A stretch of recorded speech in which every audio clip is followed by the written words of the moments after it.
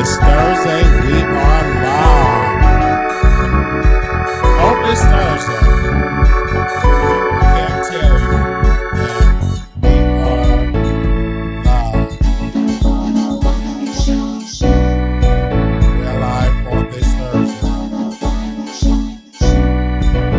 I can't tell you enough that we are live on this Thursday. I can't tell you enough that we are live on this Thursday. Okay. Yes, and we live. Okay. What's up, YouTube? Welcome back to another episode of the Wiley Show. You know, I'm on time today. I got, company that's going to come over today, but y'all come first, all right? So if y'all missed this is, you go ahead on. If you missed the episode, you can catch the replay, all right? I just want to say thank y'all so very much. All the comments that we're getting, the emails that we're receiving, the growth that we're growing over here. I appreciate that. I'm looking forward to be with my Chicago audience in the upcoming weeks. I will be supporting my friend at his show. I will give y'all all the information if you out in Illinois, if you want to go out to the theater and see him.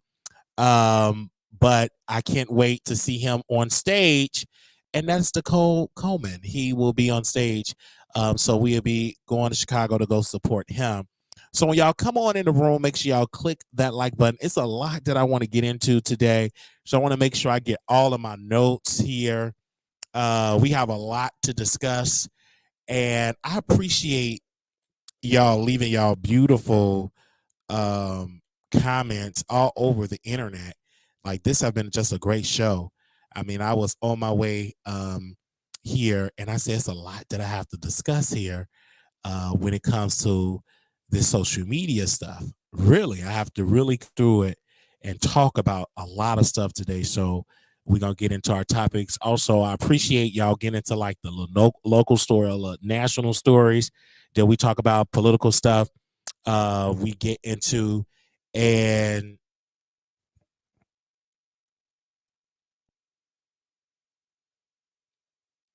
I can't wait to get into this show. Now, this first subject, I know people think I'm going to be throwing shade. Of course, I'm a shady person. So I was getting it in. And, we're really popular, too. Can I say that, Paul? I know I can't really say that because people say, oh, you ain't got 100,000 subscribers. But in my mind, shit, I'm kind of popular. Excuse my language. God damn it. I'm kind of popular. So I was literally in Carlos King chat, minding my own business, and I'm getting dragged. I'm in Carlos King chat. Y'all know who Carlos King is. Carlos King is a reality show guru, been doing it for a long time, and been doing it for about a long time since I was a little kid. He been doing reality shows, right? I'm in there minding my own business. I'm getting dragged in the chat talking about, get out of here, you messy, you this, you that. I'm like, I can't enjoy myself and be in chats. Now I understand what a subscriber go through when you go in a chat and they talk about you and they drag you and all that. I understand what, because I just was mad about. I'm just as peaceful as it could be. Literally, I'm literally on my bed. I turned off the show on BET Plus, All Queens Man, right? And I go and get on my computer to see what was going on, and he was just so happened to be live. I didn't even get a notification. I just was going on my timeline on YouTube. He popped on my timeline. So I said, let me go on this. He been on it for 8 minutes. He's talking about his interview with Nene, and I'm in there minding my own business. And I get dragged. I literally get dragged by people that are literally in the chat dragging me. And these people say they don't know who I am, but clearly they in the chat dragging me. So I'm just going back, giving a little energy. I said, let me go back in this comment and get him together. And I said, have several seats. And then this person responded, go ahead with them old tired early 2000 reads. I'm like, dig. I just can't enjoy the show. So this is why I stay in the bushes, because when I go into the chat, I automatically get dragged. I go in there and I automatically get dragged, but it's okay. I can handle it, honestly. And I kind of liked it because it gives me promo for the show. But I understand what regular people in a chat go through. But I get it worse because I can go in anybody chat that don't like my guts, and 99% of the entire chat is going to drag me. And that's okay. You got to just deal with it. You got to just deal with it. And I'm extremely a person with thick skin, but I get it. People say what they got to say about Wiley. I get it. But this first subject that we're going to get into, make sure y'all share the live. Let me go live on stage here so y'all know that I am live really quickly. So I am live. So y'all know that I'm live. For y'all can get your notifications. But we got a lot of subjects to get into. So let's first get into our first subject here. And I first want to talk about this issue and problem that was down my timeline. Of course, I see stuff down my timeline and I automatically have to discuss it because I know some of y'all may miss it or some of y'all may not know about it or X, Y, and Z. So I said, let me just go ahead on and talk about it on my platform because I talk to so many people around the country. Now, this issue with homelessness in LA is out of control. Los Angeles is one of the rundown cities in America. Their homeless issue is so bad that the mayor is calling for a international, like a national emergency, right? They want to treat this like a hurricane and treat it like that because she had laid aside $1 billion for this issue, but it's so much homelessness. I was literally watching the news and it was these incredible business owners that have to leave their business because these homeless drug addicts literally put stuff on fire and burn their building down, the business down. So they were just interviewing people from California, from LA, and it's just everywhere. Blocks of homeless people. The homeless people have flooded the downtown area. Have literally flooded the downtown area, and people are spending a lot of money for apartments and spending thousands of dollars for apartments, and they are literally, and I'm saying this live on YouTube, they are literally taking over the city. Taking over the city. I can't tell you enough that hardworking Americans have to deal with robbing and people getting high and want to get that rock. And I've seen so many people that live in these beautiful apartment buildings and their food getting taken by Uber Eats and Grubhub, etc., because these homeless people have to survive. And it's very difficult. It's going on in these states where people can't even sell their homes because in regular residential areas, they are having a tent camp or a homeless camp where they're on regular streets or regular residential areas where people can't even hardly you know what I'm saying, can't even hardly sell their home because home buyers do not want to buy a home with homeless people because they typically commit crime. And they were talking about how the robberies is up, shoplifting is up. I was even reading some parts of California that Walgreens have to put chains and locks on the food. Most of the product, they have to put chains and locks on it. And if you want to get an ice cream, a chocolate ice cream, you have to ask the worker and they have to page it over the intercom for assistance so you can get an ice cream. Do you know how difficult that is when you want to go in the store? You know how you go in the store, you got to get in and get out, but you have to go there and everything is locked down. It is so challenging. And this is a problem for these states that say they are so-called liberal, they're so-called blue or whatever, but they are infested with homeless issues. And this is not right. This is not right. And the governor, the mayor, the president, all of these, the county have failed these people. And people like myself and our brothers and sisters that live in California, they want to work and survive. They don't want to have to go through all of this homeless people on the street begging for money or stealing or robbing them. They don't have to go through that. This is insane. And so when I saw that in California, I looked at the data. It's one of the worst cities in the country with homelessness. It is so out of control. And it's been going like this for the last decade or so, but now it's terrible. And it's not all people that are on drugs and say they just don't do nothing. These are regular Joes and regular people that was renting and COVID hit and rent went up and or wages not keeping up with the high rent costs. Taxes is through the roof because a lot of these landlords, people think they have to pay a lot in property taxes because California is so expensive. They raise the taxes are through the roof. And so who's going to pay for it? You as a renter, you have to make sure that that rent is paid because most of your rent have to go towards their mortgage and their tax bill. And if they keep increasing the tax, it goes right back on the renter, you. It go right back on you. And if you only making, let's say, $19, $20 an hour, if you are making that much, you can't afford a one-bedroom apartment almost about $2,000-$3,000. That's a lot of money, and you cannot afford that. And the average family can't afford that amount of rent. So what do? They lose their apartment, they get evicted, they go on the street, and they just get into a tent. The most people that's on there do not want to be on the street. They have no choice. They can't afford the rent prices. And then when you try to do shelters, the shelters are overrun. Then now you got the migrant issue. So the whole system is just broken. But I also believe that when I was watching and doing my research, and I was looking at other parts of the country like Texas that have, low homeless rates, right? And how they, in some parts of Texas, have low homeless rates and how they address and handle and tackle this issue. I personally believe that California needs to look at other parts of the country and see how they are handling this issue when it comes to homeless people. It is a lot when it comes to that. And when like a landlord, when they have to do this, like a regular landlord, I'm not talking about a corporate type of landlord that you have hundreds of properties.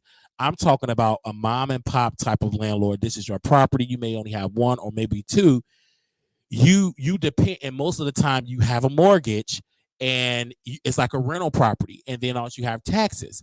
It is so difficult because when COVID hit, a lot of landlords, some of them are on the bridge and some have lost their property because the tenant stopped paying rent. And then by the time rental assistance happened, you have already been falling behind. Some people didn't even qualify for rental assistance, and in some parts of the country, rental assistance dried up. So when I look in the comments, and I'm seeing a comment here, one of my viewers are saying, I am a landlord, and I'm going to see right here, there's actually a member, and they said this: I am a landlord. The prices keep going up on us too, and some of us barely scraping by when we pay taxes and mortgage. Yeah, they're going through. And so when people say, well, they making all this money, no, I'm talking about an average. I'm talking about an average landlord. That's what I'm talking about. The average mom and pop type of landlord. And the average mom and pop type of landlord is going through this issue. They're going through it, and they have to pay all of these high taxes, and they have to pay a mortgage. So with that being said, it change needs to happen. So I'm just so upset that California, because usually I think of California, hey, Hollywood, I want to be a star, it's celebrities, and it's just a shame that all of that poverty is there. And then when you look at Beverly Hills, some parts of California, the hood is not that far from Beverly Hills. They're literally traveling to Beverly Hills, robbing people, stealing from that, and going back to the hood. Because when people don't have any resources, you go where resources are. And if you can't have a regular job, what do? You will go and steal from that community. And that is what's going on. And a lot of people are moving from California. They're moving from that area. They're moving to areas like Florida or Texas. But even Florida and Texas are almost on the break, are dealing with a crisis too in Florida because of the high rent. Because these places that used to be cost cost was low, when people flood to an area, the prices jack up. That's what happened in Texas. When I first moved here, you can get you a 1-bedroom apartment, maybe about $700, $800, $900 when I moved in about 2017. That have shifted now in a good area. Now you're paying almost $1,200, $1,300, $1,400 a month. Still kind of reasonable compared to other parts, but Texas is going up on the rent. Like the rent is going up everywhere, because if an area, if it's known to have cost of living is low and everybody flood to the area and start getting apartments and start moving, then the prices go up. You know what I mean? The prices go up. But when I look at a place like California, it's very sad, and they criticize, Republicans and all of that. But California been run by Democrats all since I've been knowing California have been run by Democrats, right? I don't think they had a Republican governor. You have to go back in the 80s. I can check the data, but their policy have not worked. I mean, it's so many poor people, and a lot of businesses in California are fleeing the state because of the high crime. The only reason why California is like a good place or have a lot of revenue coming in is because of the studios, because of Hollywood movies and etc. But it's so sad when I saw the story. I was so disheartened. I was hurt to see that. I was hurt to see people that are working and have worked in California and own businesses. It's difficult. And one of the guys was saying, I was watching him on the news. He said, at one point, our insurance was like $2,500 a year. He said, now the insurance went up to about 20-some thousand dollars a year. Because if burglary is starting to happen and people start filing all these claims on their policy, it drives up your everything go up. Your monthly payments go up. So if you live in an area, like say for instance, you have a car and it's known for a lot of carjackings or car accidents, your premium going to be high. Not because you just a bad driver, it's because of the area and the demographic that you live in. It's so sad. And everybody, good people are being affected. So you have a business or whatever, and you getting drived out. You getting frozen out because you can't afford to keep up. And not only like regular mom and pop places, you got some parts of California and San Francisco, I believe, that real businesses like Walgreens, these big brands, are fleeing because of crime, because of shoplifting. And if you keep shoplifting, then the average American, the average consumer, right, have to pay extra because of because of the shoplifting. So this is why areas like Chicago, LA, and many of these major cities are losing Walmart and these big stores because of the high shoplifting. And it's so difficult that the company is losing billions, and it's rarely for them to make a profit. So what do? They leave the area. And that affects the community, affects them in jobs. It affects that community to have groceries, good produce. And now that forced that family to go back to the regular corner store with bad, expired produce. So when we look at LA, it's very disheartening. And I don't see a lot of creators talking about the issue and bringing awareness to the issue. It's creators just living there now that don't go to a city council meeting, don't talk to their mayor, don't bring awareness or any of that, because it is so sad that California, LA is like the wild, wild west. It is infested with urine and feces and bad people. And it's so sad. And hopefully one day that place get a leader and also leaders in all departments that's really not just throwing money, but throwing money at a major solution and saying, hey, let's have this solution for the people. Let's have the solution. Even in New York, they're dealing with a crisis now. They have already had homeless people, but now it's even worse because now you got so many people that with the migrants and or whatever, it's and they don't have room for them anymore. So they're just laying on the street. They're literally sleeping on concrete. compared to the regular people that have already been sleeping on concrete. Now it's most of a crisis. So now you have people in New York that are saying, hey, this city is looking like California. You know, what is going on? It's a huge problem. You can't tell me when they want to give us the poke us, you know, for us to be secure against COVID, they automatically qualify for anybody that wanted to get it. You can get it. Boom. Now that we have this same crisis, we don't have that mindset. Okay, let's have a solution. Let's do an emergency. Let's build buildings. Okay, since a lot of people are not working in these offices downtown, we're gonna transition this into housing for those that do not have housing. We're gonna train them, get their credit up, get their money up, so they can go and be here temporarily, but go into other areas of whatever. They can just be able to survive, have some type of temporary shelter. They don't want to do that. They don't want them in the area. So now they just go to particularly downtown, and regular people that want to have businesses and all of that, they leave because some of these homeless people, not all, but some are very bad people, and they hooked on these type of drugs, and they start these fires, and it burns up what you work for. And a regular business, once you have a business and you have a fire, even if you have insurance, it takes months for you to get a return. Then you have lost so much money. Then you have a mortgage or rent to pay.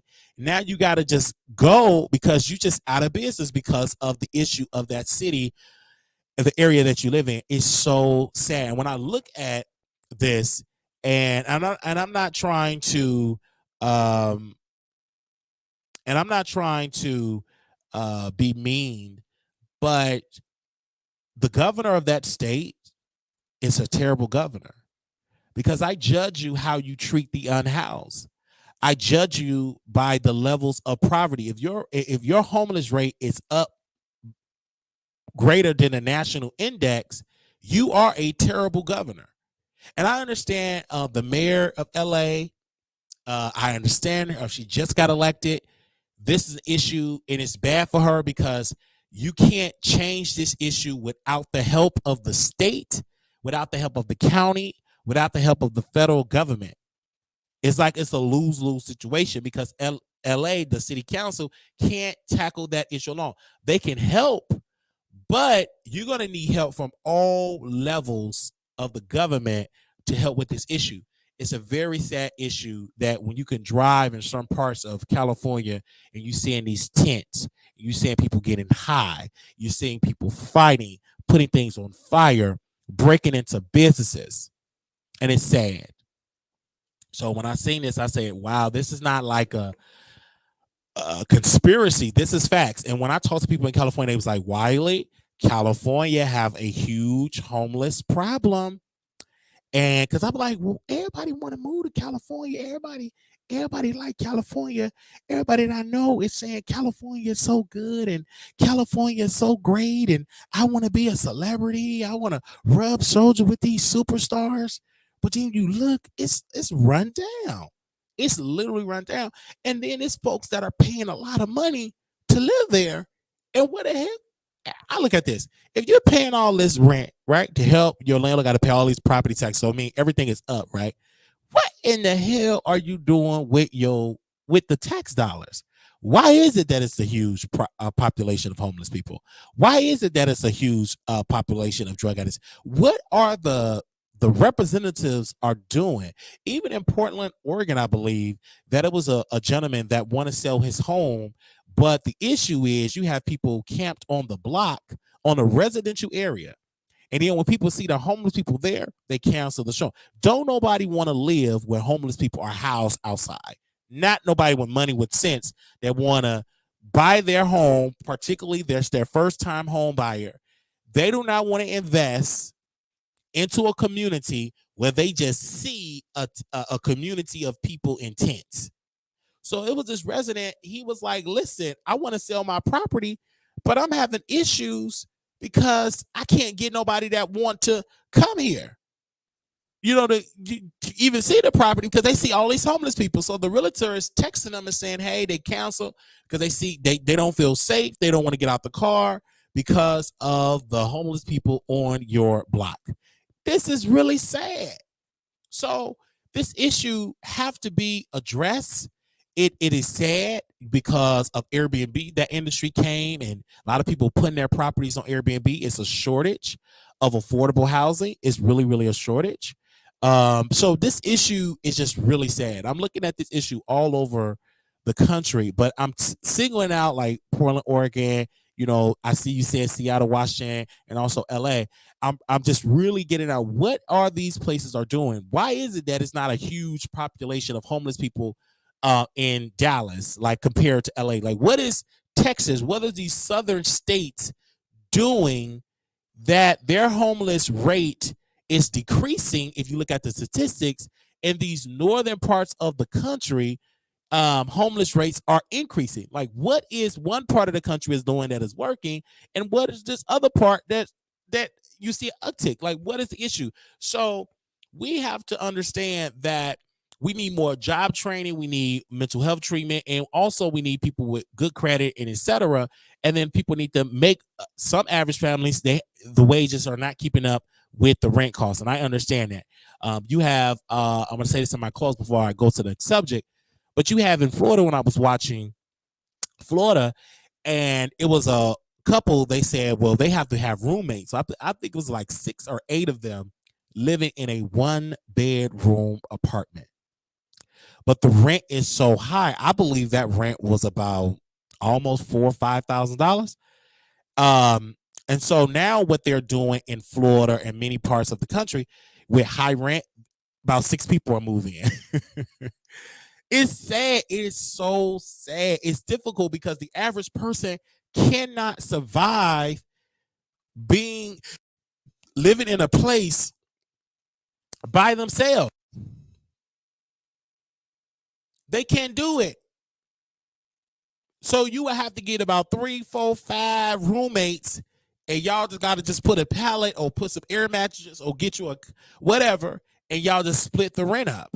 It's sad because the average person want to be in the house by themselves. They want to be able to have their own bed and their own privacy, but because of the high rent, instead of you being on the street, you would just share a place with 6, 8 other people. It's so sad.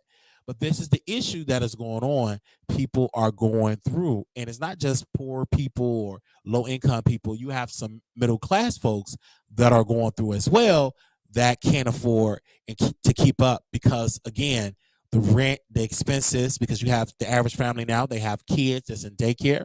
Then you have high rent, and daycare is like almost like a car payment or a mortgage payment. Then you have your rent, then you have utilities, then you have healthcare costs. It's difficult to keep up. If you're a 2-parent household, in order to live comfortable, both of y'all got to be bringing in way more than $180,000 a year. You got to bring in a lot because if you want your kids, if you have your kids in daycare, and you live in a beautiful place, beautiful area, it's so much that you have to do to survive. They say exactly. My neighbor's got 3 or 4 adults living together. Yeah, that's definitely going on because of the high rent cost. It is so sad. Like if rent were to go up here 25, $3,000, $4,000, there's no way I can afford it. You know what I'm saying? That's my entire my entire income, and then I will have to work doubles on my check just to have a savings and just to not to be completely broke. It's difficult because most people, they're spending more than 30% of their income on rent.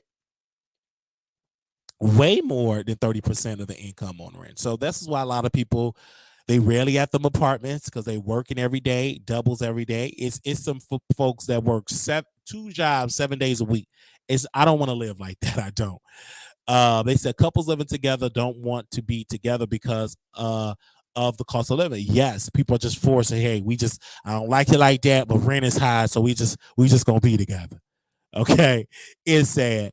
But when I saw the picture, when I saw this documentation about LA, I immediately said, hey, I got to talk about that. Those rent prices are, yeah, it's crazy. It's really, really crazy. And even if you say, hey, I want to be a property owner, I want to have a house, you pay a mortgage, but then a lot of people is losing their houses because of taxes, because their tax bill is through the roof.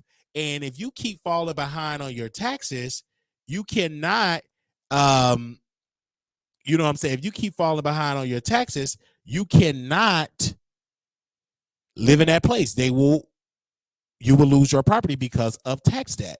You would get a lien, they will get your property or sell it, and you will lose your property because of that. So it's a lot of things that are going on with people, and it's just extremely sad that this is going on for folks. And we are praying for folks that they get it together, praying for people that that we can bring more money in. But this issue, it definitely needs to be talked about, because this is an issue that all of America should be talking about. All right, so I'm gonna go to another subject here. I just had to bring that up because it's something that do need to be brought up. I had to talk about that. They said we should go on a rent strike like Canada. We should, because when you look at Canada, they did want on a rent strike because of the high cost. They did. They did. They did. And so, and God want us to get back to praying, get back to him, because this is foolish. This is foolish. This high rent don't make no sense. It's crazy. But in California alone, I can tell like the homeless is just out of control. Even, it's really, really out of control. I know Dallas, they're trying to tackle some issues with that. A lot of their shelters are overrun, and they have these stupid rules. And they will penalize homeless people for sleeping on the train, and so they supposed to pass something to help with that and help with the issue.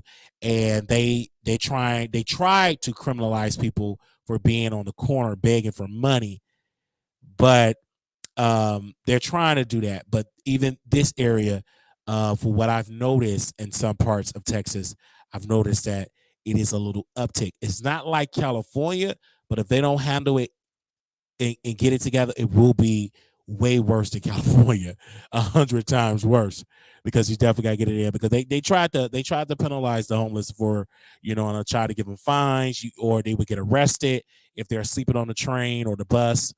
So you got to be very careful. You got to be very, very careful. It's a lot that is going on here. Now, I'm going to move on from that. I just had to talk about the homeless issue in LA. I want to get into this particular topic. Where is he at? President Donald J. Trump. President Trump he's pleaded not guilty. He had to go to court. He was arraigned today in a DC court. And I personally, he also said, I want to make sure I can get this. Let me download Truth Social on my phone here, because it was on my old phone, but I want to download it on my iPhone, because he said he is one indictment away of winning this election. So they indicted him because, give me 1 second. Okay, hold on 1 second. Hold on, y'all. What is always doing this? It always do this, child. I should have restarted. Give me a second. I want to make sure I bring it up, and I want to make sure. Hold on, y'all, because I know y'all like to see me on camera. Give me a second here. And I want to download Truth Social and read that. He was indicted for, I'm going to read because it's a new one. I can't keep up with all these indictments. I can't keep up with all this stuff.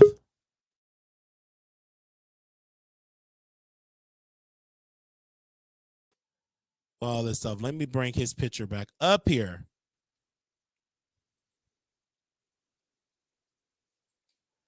Okay. Now, wait a minute. What is going on here? I want to make sure y'all can see this.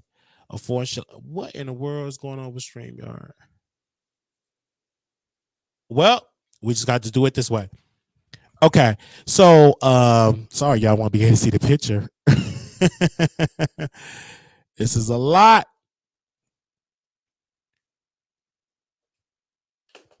So Donald Trump tried to tell the Department of Justice to come out and say that the election is some fraud. We're investigating, to tell the states that is some fraud. He got in trouble for that.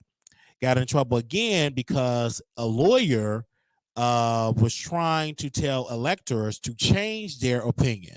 All right. Then you got Mike Pence, that they're going to use him as a witness.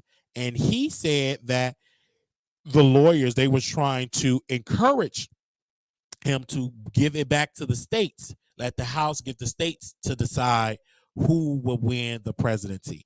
So it's a lot that is going on with the president, President Trump. Like, this crazy. This man have multiple indictments, but it's something that I'm not shocked that President Trump, that this is going on. And again, I don't get caught up with mainstream media like that, but this is something that I want to read, and this was on B. Scott, and that just came down my timeline, and I definitely want to read this. Give me a quick second here.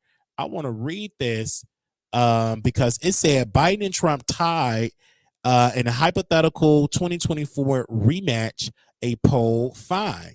They're saying right now that President Biden and former President Trump are tied in polls, according to a New York Times. They're saying, and this is via Political. They said when asked who they will vote for between Biden and Biden as Democratic nominee and Trump as the GOP, both saw 43% among the survey registered voters. Trump saw slightly more support from his base than Biden, with 88% of registered Republicans selecting Trump versus 83% of Democrats choosing Biden. Independents favor Biden with 42% support over 37% for Trump. The Democratic Party was, of course, they're behind Biden, and Trump is dominating the GOP primary polls. According to the primary numbers from the same poll released Monday, the survey also found voters are not excited about their options, with 55% of the respondents saying they view Trump either somewhat or very unfavorable, and 54% for Biden. The poll, conducted between July 23 and July 27, sampled 1,300 registered voters. And on our poll here, that we asked people on our poll, and we didn't have 1,300 people that voted, but we did have, give me a second here, let me scroll down. We had 597 people that have voted, registered voters, and they're saying that. And I posed the question, and I said, if the election was held today, who would you vote for? 51% said Donald Trump. Joe Biden is at 49%. So this poll is telling me that it's close, that if the election was held today, I will not be surprised if Trump would be reelected, because both parties got it would be a rematch, and because of Trump is so much out here, child, and people were talking about him all over the country, and they're talking about his show, and they're talking about not him putting on a show of him losing money and him doing this and him being this. But at the end of the day, Trump is winning when it comes to his base. When it comes to the Trump base, he is winning. Trump base is definitely going to win. And I already told you, I said you got to keep an eye on these Democrats, particularly black men, for voting for Trump. Because, again, Trump is so effective talking to black men, and a lot of people are shocked, like, what? Why is that? It's because it's something about Trump that make everybody say, you know what, Democrats have failed us as black men. They have locked us up. They have put us behind bars. I got to give Trump a chance. I just got to. I cannot stop being a Trump supporter because Democrats have failed us.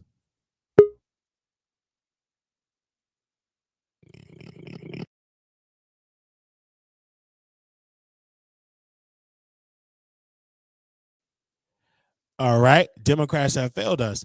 Hold on. I want to make sure. All right. There we go. All right. I had to do something on the back end here. Okay. Now, where his picture at? Because I like when the picture's on the back because I'm a picture man. All right. Here we go. Now, let me know if y'all can hear me. Y'all can hear me good? Okay. Let me know if y'all can hear me. Press 1. So when I look at the thing here, it's like at 50, Trump is that way.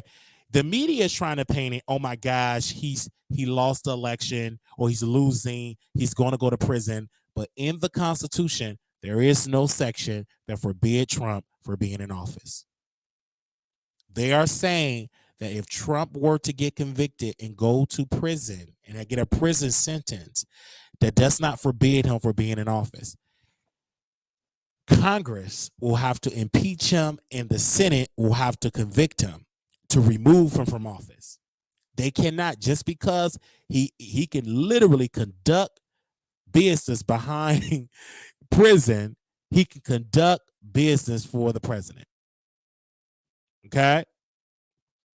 So let's just be all the way clear on that. So when people are saying, but why, how is he able to become president and he have all of these indictments? It is like that, just an indictment. And then they will have to go to trial, and then the jury, it will be hard to find a jury that is not biased about Donald Trump because he was the former president of the United States. He's everywhere. Everybody will know who President Trump is. Nobody in this country will not know who he is because he's always on television. He's on the radio. He's in music. He's in songs. It's like you know who he is. So at the end of the day, it will be difficult to find a person to that do not know who Trump is. So it will be hard to find an impartial jury. So it could be that he's acquitted or it's a hung jury. It could be, but he have multiple. He got a federal case. He got a state case. He have another state case.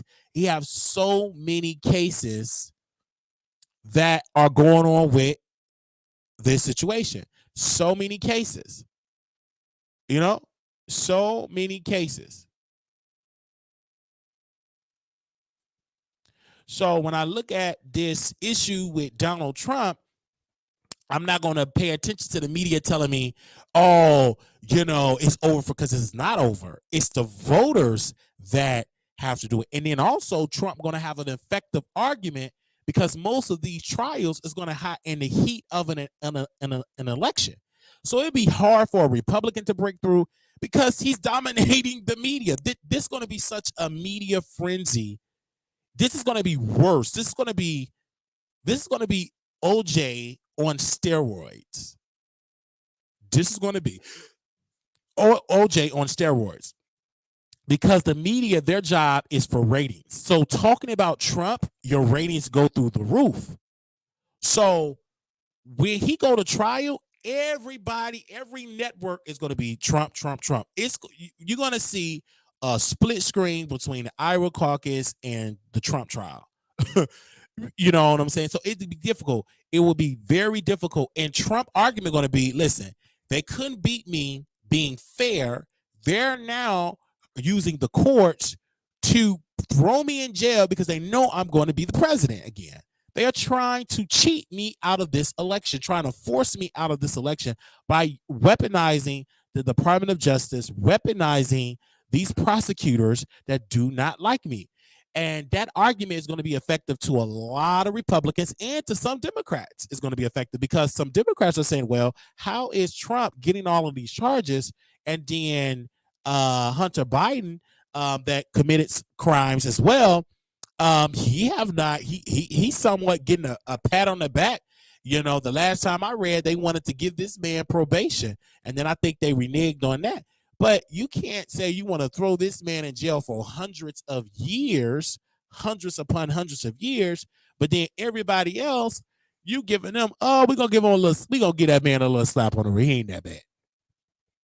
Excuse me? Excuse me. He gonna get a slap. Hunter Biden gonna get a slap because he's the son of the president. But then you want to charge and throw a former president in prison for hundreds of years? That doesn't make any sense to me. And again, folks, that does not forbid Trump to run for office. Okay? That does not forbid Trump to run for office. Trump can still be president if he's convicted. It is what it is. A lot of people don't know the law. Until the law change, Trump is within his constitutional right to run for president. Now, in Georgia, he got a case there, and the sheriff said he is not going to get any special treatment. He's going to be fingerprinted. He's going to have a mugshot. He's going to be arrested. He is not going to get any special treatment. They're saying that now, but again, the federal agency, he's not a regular average Joe. So you still have to work through the Secret Service. You still have to work through agencies and all of that. And he may have a mugshot, and which that's what Trump wants. Because if you give this man a mugshot and fingerprint him, he ain't going to do nothing but email it to his supporters. It's going to be flooded in my email because I used to donate to his campaign back in the day when he ran the first time. I did about $5, $10 every 2 weeks. And so if you put a mugshot, that's a moneymaker for him. Do you know how much money he's going to raise? You're literally putting him, giving him a mugshot, fingerprinting him. They're going to be like, he's going to write an email, this is Donald Trump. You see, I am under attack. And they're going to say your name. They're going to say Marquise Wiley. This is Donald J. Trump. I am under attack by the radical left. They have arrested me. We're beating sleepy Joe Biden largely in the polls, believe me. And we need you. If you can give us any amount will help us beat the radical left. They're trying to beat us. But believe me, with your help, I can win this election. So, and people are going to give, even though some of that money is going to go to his legal fees, but that's not going to stop him from raising money. Now, everybody else, you ain't talking about Ron DeSantis. You ain't talking about, well, we only mention Mike Pence because he's a part of the storyline, but he ain't jumped up in the polls. You ain't talking about Governor Christie. They was doing all the interview, but once these indictment, it dominates the news. It dominates the news cycles. They talk about him on The View. They talking about him on Fox. They talk about him on MSNBC. They talking about him on CNN. They talking about him on BBC. They talking about ABC, CBS, NBC, Roland Martin Unfiltered, the Turks. You know, they talk about him everywhere. Everybody is talking about President Donald Trump. Now, I'm not one of those type of people and going to say that he ain't the president, I'm not going to call him the orange man. I'm going to respect him as the president of the United States. But I also will caution Roland Martin and caution people like Roland Martin that, because he begged for cash apps and super chats, he keep painting this picture and giving his audience this false idea that it's over for Trump. And it's not over for Trump. He can still run and be the president. Okay? And Wiley is talking about him. Okay? So I will always mention and talk about President Donald J. Trump. I like him. I think he's very entertaining, honestly. And thank God for Kamala Harris because she's entertaining. And I understand the Democrats, their strategy is race. They always use race. It's kind of outdated, but at least they got Kamala Harris. And they make it easy for them to use race when Ron DeSantis is saying slavery, they learn all these skills. And then you get Kamala Harris. He's trying to gaslight us, and we are not going to stand for it. So you see Kamala Harris, Vice President Harris, she's touring the country and all of that. It make it easier because Ron is battling with Kamala Harris, the vice president, and it's boosting her up, her image up. Like, it's stupid. And then, Ron, you're giving Trump ammunition to attack you on your position on race, on banning books. I think what Ron tried to do, he's trying to be so extreme against, say, oh my gosh, mega people, I'm with y'all. Look at these policies. I'm banning these books. I'm banning AP history. It's the culture. I'm going against wokeism. But it's going to harm him when he get on that debate stage with Trump, because Trump is going to bait and switch, and he's going to bring a group of African Americans. Believe me, I have so many beautiful African Americans, and we have this beautiful African American and her grandmother, Ron. Believe me, Ron, her great grandmother was a slave, and believe me, when I talked to Miss Barbara, her grandmother did not have any rights. It was just so sick in this country. Believe me, these amazing African Americans were working hard when the sun up, sun down. They didn't get a dime, and it's time that we respect the African American community because they built this country. Ron, believe me, you want to counsel slavery. I don't want to counsel slavery. I respect the African American community. So he's gonna talk about the African American. I just like how he said it. You know what I mean? You know how he said the African American. We got Kodak Black out of prison. Believe me. I talked to Snoop Doggy Dogg. He went to one of my casinos. Believe me, Oprah wrote me a beautiful letter. A beautiful letter. Oprah, she wrote a beautiful letter. She said I was such a good guy. Believe me, Ron, she didn't write your letter. She wrote me a beautiful letter. Okay. So I'm here for the bait, because he's going to really target African American. Believe me, I got African American out of prison. I love African American. You know what, Ron? I am the least racist person ever. I'm the least racist person ever. Believe me, Ron. I'm the least person. You beg me, Ron Sortiodius. You beg me, Ron Sortiodius. You beg me, Ron Sortiodius. You were losing as the governor race. I came and rescued you, Ron Sortiodius. Do you remember that? Do you remember when Trump came and rescued? Without me, there will be no Ron. Believe me. So, I mean, I just love Donald J. Trump. So I think it's going to be good, because I asked for a poll of it. And don't get me wrong, I would love to interview President Donald J. Trump. I would love to interview Trump. Okay? I would love to interview Trump. First of all, I believe Trump is an entertaining force, very interesting source. I read his book. I read his niece's book, Mary Trump. I read it at the airport, read it on the plane. I want to learn more about Trump.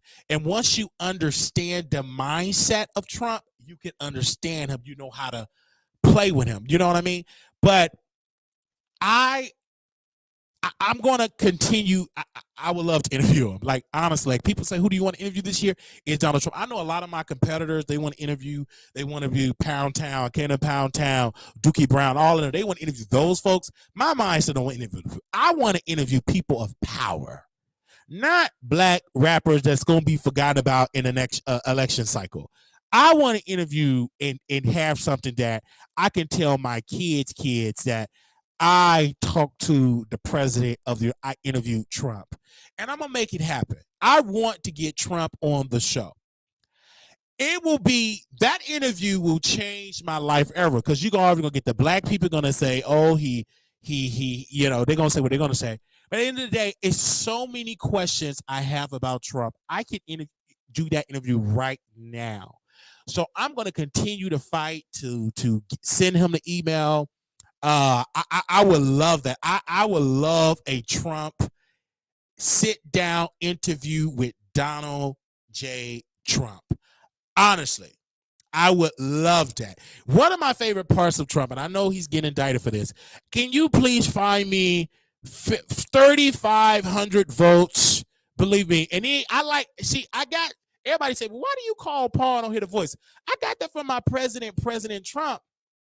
Because he was like, Paul, now, right, Paul? We're going to do that, Paul. Right, Paul? We're going to go and counsel that, Paul. Right? You don't hear nobody in the back. So that's where I got it from. So right now I got me a Paul. I don't care if you don't hear Paul. Okay? I don't care if you don't hear Paul. I hear Paul. And I say, Paul, right here, you telling me to move on, but Paul, we can't move on. I ain't done talking yet. And this is why we chop up the videos. Okay? I love via Paul. Anyway, so I love it too. And then the thing with Democrats, they manipulate us too. They ain't do crap. The only thing they're gonna say, we against racism, vote for us or you get Trump. Oh, I'm so scared of Trump. Oh, I'm a Christian, I'm holy, I'm vote for Democrat. But what have the Democrats done for black people? We still don't have reparations. We still home ownership. Let's see what black home ownership is. Give me a second, because black home ownership, okay. Let's see in 2023. This is on CNN. They said the gulf between black homeowners and white homeowners is actually getting bigger, not smaller. While more Americans own homes today than a decade ago, the rate is increasing across all races. The gap between black homeowner rates and other race is even larger than it was in 2011.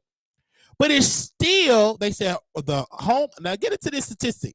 The home ownership rate for white America in 2021 was 72.7, and black America was 44%, and Asian American is at 62%. Hispanic is at 50%. So I don't care what you say until I see black home ownership at the level of just Asian Americans, then I can say that these so-called Democrats have done enough for black people. So you cannot tell me that they so for us and we still in the 40 percentile of home ownership. We're not even at 0.5%. You got Asian people that have more percentage, more piece of the American pie, and people that built this country, our ancestors, our blood, our sweat and tears, we're still in the 40-some percentile under President Biden. So until our numbers increase, then I can tell you that, okay, they doing a pretty good job for black folks. All right? They're doing a pretty good job for black people. But as of right now, according to the statistics, they're not. It sound good. It look good. They say good words, but what policy is in place to help that? And we all know home ownership, let's be clear here, it's like a freeway to wealth. This is why for a long time they did not want blacks to own property. They did not want us to have acres, a couple acres of land and a mule. They didn't want that because that's wealth. Because if they would have gave black people back what they promised us, some acres and a mule, and they pass it down generations, a lot of us will be financially better than we are today. This is why they stole a lot of our land and froze us out, because that's a streamline to wealth. Then when you do get property, you have to fight to keep it, because these developers use their power and influence to put you out, just like they tried to put out Josephine, that 94-year-old lady out in South Carolina, I believe. So, until I see those numbers increase, then I can say they're doing a good job. I work in black media.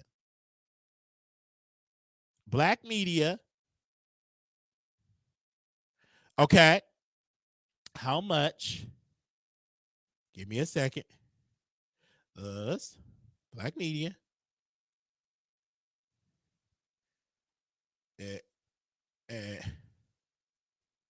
Okay, let me see what will come up here, because I just want to see what y'all going to say. Okay. Now, the federal ad purchases, this is the federal government. They buy ads, commercials, ads, and stuff. Do you know how much the federal government spend with black media? Almost about 1%. 1%. And this is under President Biden. It was low under President Trump too, but we're going to talk about the president that's the president right now. I'm going to focus right now to make it simple. So if they sold for us, if Biden is so President Biden and Kamala, Vice President Harris, they are so for black people, oh my gosh, then why the hell are black media only getting 1% from the federal government? Who the federal government? President Biden and Kamala Harris. It starts at the top. So, and this is why a lot of black media outlets are gone. You don't see them anymore because media cannot survive without ads. They can't survive without advertisement. You can get a subscription base, but a lot of people, yeah, you have companies that have subscription base, but they got a big piece of the ad revenue that's coming in. So you need both. In order for us to help promote and to get more infrastructure, to get more ads, to get more subscribers to our product, we need more money so we can be introduced and push more so in algorithm. But again, my point is, stop painting this picture that President Donald J. Trump, and I said this to Roland Martin, he didn't respond, you're calling him so bad, but yet you still suffering as a black media company, and the only reason why you surviving is because you have to beg. Come on now. And I want y'all to send this to Roland Martin. You have to beg your audience to send you a Cash App. You have to beg your audience to send you a Venmo. The same thing with me. You have to beg them to send you a PayPal. I never hear CNN asking for a Cash App. I don't even know if CNN got a Cash App. I never heard Fox News say, send me a Venmo. Send me a PayPal. Send me a check or a money order. They don't have to ask that because they get a lot of their money from ad dollars. Advertisers pay them in the billions. So they don't have to beg for a Cash App or a super chat. But we cannot give President Biden a pass because you don't like President Trump because you still suffering under President Biden like you so-called was suffering under President Trump. What I'm saying is, until I see these numbers increase, then we can't put one party over another party because we as African-American people have been suffering as a whole. Some of us have not. We're living good, beautiful homes. You're wealthy. But I'm talking about the masses of people are suffering. So no matter who, whether it's Trump, whether it's Biden, whether it's Obama, whoever, Bush, the Bush number one, President Clinton, Nixon, Reagan, Kennedy, all the way down, black people have not have the same opportunities when it comes to wealth like they white, and you got to add your Asians, and hell, even the Hispanics have been outdoing us. So again, if President Biden, and this is why you are tied, President Biden, to Trump, because your policies have not trickled down to your power base, which is black people. We are the ones are at a huge percentage are voting you in, and black folks are still suffering and still getting the short end of the stick. All right. And I'm not afraid to say black people. I'm not afraid to say that. I know a lot of people, they love to say people of color. I'm not saying that. I'm speaking directly to black people. And I'm not ashamed to talk to black folks. I'm not going to get on, if you get me on the media today, I'm not going to talk that talk. Well, let me tell you about people of color. Excuse me. I want to talk about black America, what black people need, a policy that's going to address the agenda of black people. That's what I'm on. So regardless, if Trump have a plan or if he does going to do something that's going to be better, then hell, I don't care if Trump get in office to next year. Black folks still gonna have to work twice as hard to get half of the wealth. They still have to work their ass off to get property and work their ass off to keep their property, to keep the taxes paid. If you want to sell it, we still gonna have to work hard. Is what I'm trying to tell y'all. So don't get into this idea that a president is just going to whoosh change your condition as a black. Get out of la la Candyland. Just get out of that. What we have to do is, again, we have to participate and start being more as a unit instead of being so separated. And this is why I like the group economics. This is why I like when you have so many black businesses. This is why I like going to a black business. This is why I like putting my money in a black-owned bank. This is why I like helping. I do my part, and I encourage people to do their part as well. But let's go back to this poll here. This poll is very alarming because the media making it seem like it's over for Trump. It's not, because we did a poll, and I think one of the smartest things Google could have did was a poll. And I ran the poll to my audience, which is primarily black. More people on my show is black women that watch this show. Not only black women, but more of them watch this show is black.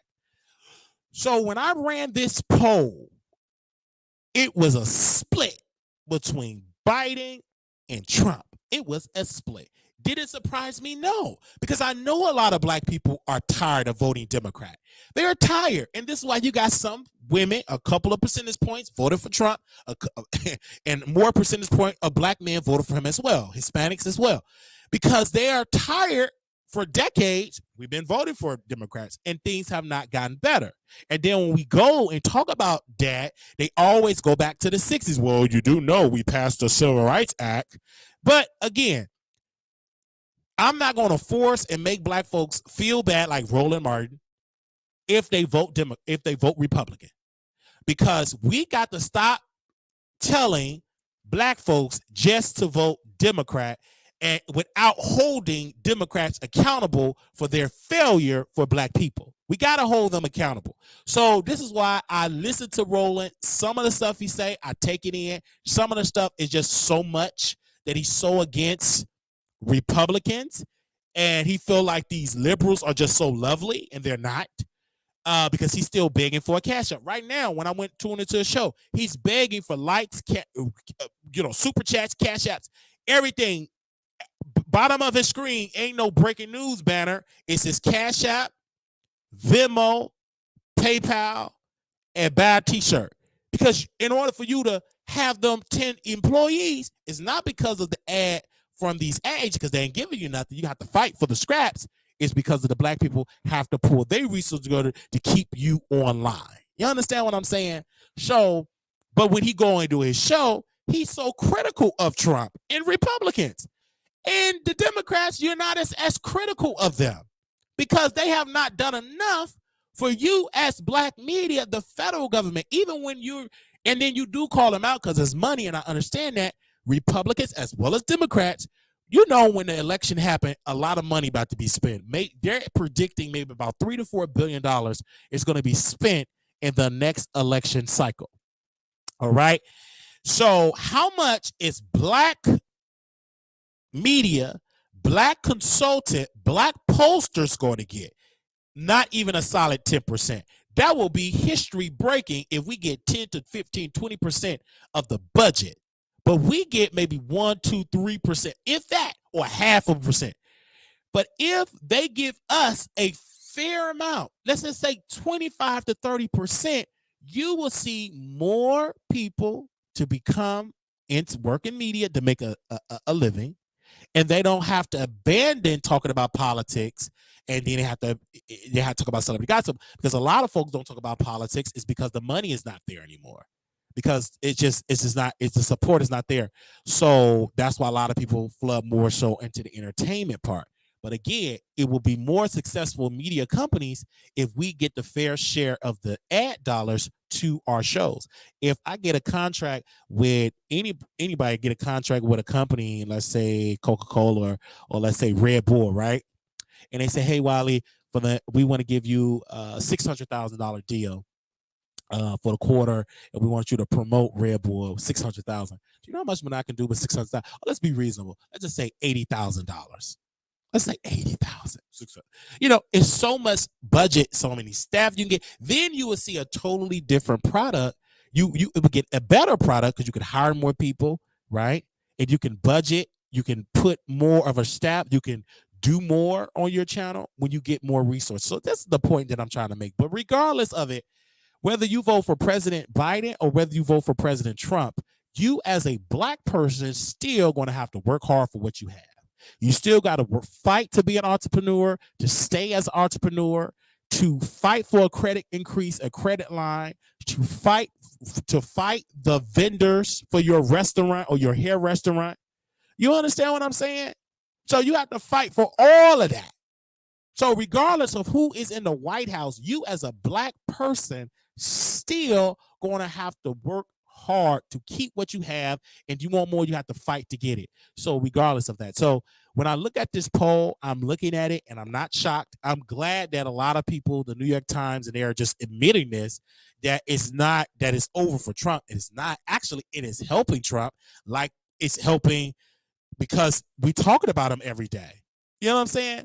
And you know, Roland Martin thought you were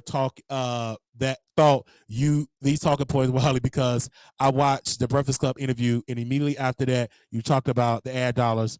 But do spread the word. Yes, I talk about the ad dollars, but I got it from Roland. Yes, I did. I talked about it before he went on the Breakfast Club. I talked about it when Roland Martin talked about it on his show about the ad agencies, and he was spilling tea. And he was saying how difficult it is for the ad agencies are showing blatant racism when it comes to black-owned media. So he's a great educator, but again, he's a little biased in just my humble opinion, because he trashes President Trump, like he was so evil for black folk, but then he catered towards President Biden like he better. But you still begging for cash apps and super chats and Venmo under Biden. And you still ain't got your fair share of government contracts, your government ad dollars coming from you, right? And the federal government spend billions in ads, and here you are, a black-owned media program that speak to black folks. You understand what I'm saying? That speak to black folks, and you still have to go through, you still can't increase, you can't even go and have a reporter in the White House because it costs about $150,000. It's a lot of money to have a reporter in the White House, to be in the White House. It costs money to have multiple reporters to travel the country. And so when a crisis happens, you can't just bring your team to go there because you don't have the resource. It will bankrupt your company. So, but you still was suffering like that under President Trump. That's what I'm saying. So I just think that when Roland talk, I get it. And I purchased his book. I'm not biased or anything. I purchased his book, White Fear, How the Brown of America is making how the Brown of America is making white folks lose their mind. I understand it. It's a great book. I understand it. It's a great book. Make sure y'all go purchase it. But I'm still going to be critical of my brother Roland, because I'm going to be critical of him because I feel like he gives President Biden a pass, and then he's disrespectful to President Trump. I don't care what President Trump said out of his language. Just because President Biden talked nicely, he talks sleepy, he still have not done enough for us as black people. You have Africa is coming against America, and I'm going down a rabbit hole here, but I was just watching something in South Africa. They had a rally, and they're saying, we're not going to arrest President Putin. President Putin will be welcome in our country. We are not going to arrest President Putin. We are not going to do that. We're not going to throw him in jail. And like Africa, I don't know what's going on in Africa lately, but baby, they've been dragging America. And I like to watch it. I like how they say President Putin. Like I like when they talk in the mic, like they spin. Like I like African people when they pissed. baby. What is the weapons of mass destruction? It was no weapons of mass destruction. Like, you got to see African leaders go off. Like, I like it, child. I like that they try to grow some over there. I'm kind of like, okay, Africa, I see y'all. But I've been watching on the internet. They say I look past the people and look at the policy. Republican policy doesn't help the majority of black people. They said Roland wants his show to be funded primarily by us, so he's not control free media bad point. I understand that, but he still won't add dollars. Don't fall for the okie doke. He have no choice but to get us to fund it, because without us, there will be no Roland Martin Unfiltered. So yes, he do want ad dollars. The problem is he can't get it because of his black skin. So let's not play with the okie doke. He have a person that fight for Roland Martin's show and go to these ad agencies and they don't give him nothing. So only reason why he have to ask it because he's not getting that. Don't fall for the okie doke. He want them ad dollars. Okay? He want the ad dollars. And the reason why I have issue with Democrats is because don't just put people on programs, dependent programs, without giving them a way out of those programs. Meaning they say, hey, in order for you to be on any X, Y, and Z, any program from the government, whether it's food security, whether it's Section 8, whatever, this goes for everybody. We're going to put you in a college course. You got to complete this degree. We as the government going to pay for it. Meaning that we are predicting that you're not going to be on this program for the next 10, 20, 30 years. It have to be that you can't give a person a program and don't give them no incentive to get off of it, is what I'm saying. So I go on and on and on about that. But regardless of it, if I ask y'all if you want to vote for President Trump or Biden, I need y'all to put comment in the chat here. Type President Trump or President Biden. Who you going to vote for? Give me a second. I'm going to see who you're going to vote for. And then I'm going to go to the next subject here. Type President Trump or President Biden. Who do you want to vote for?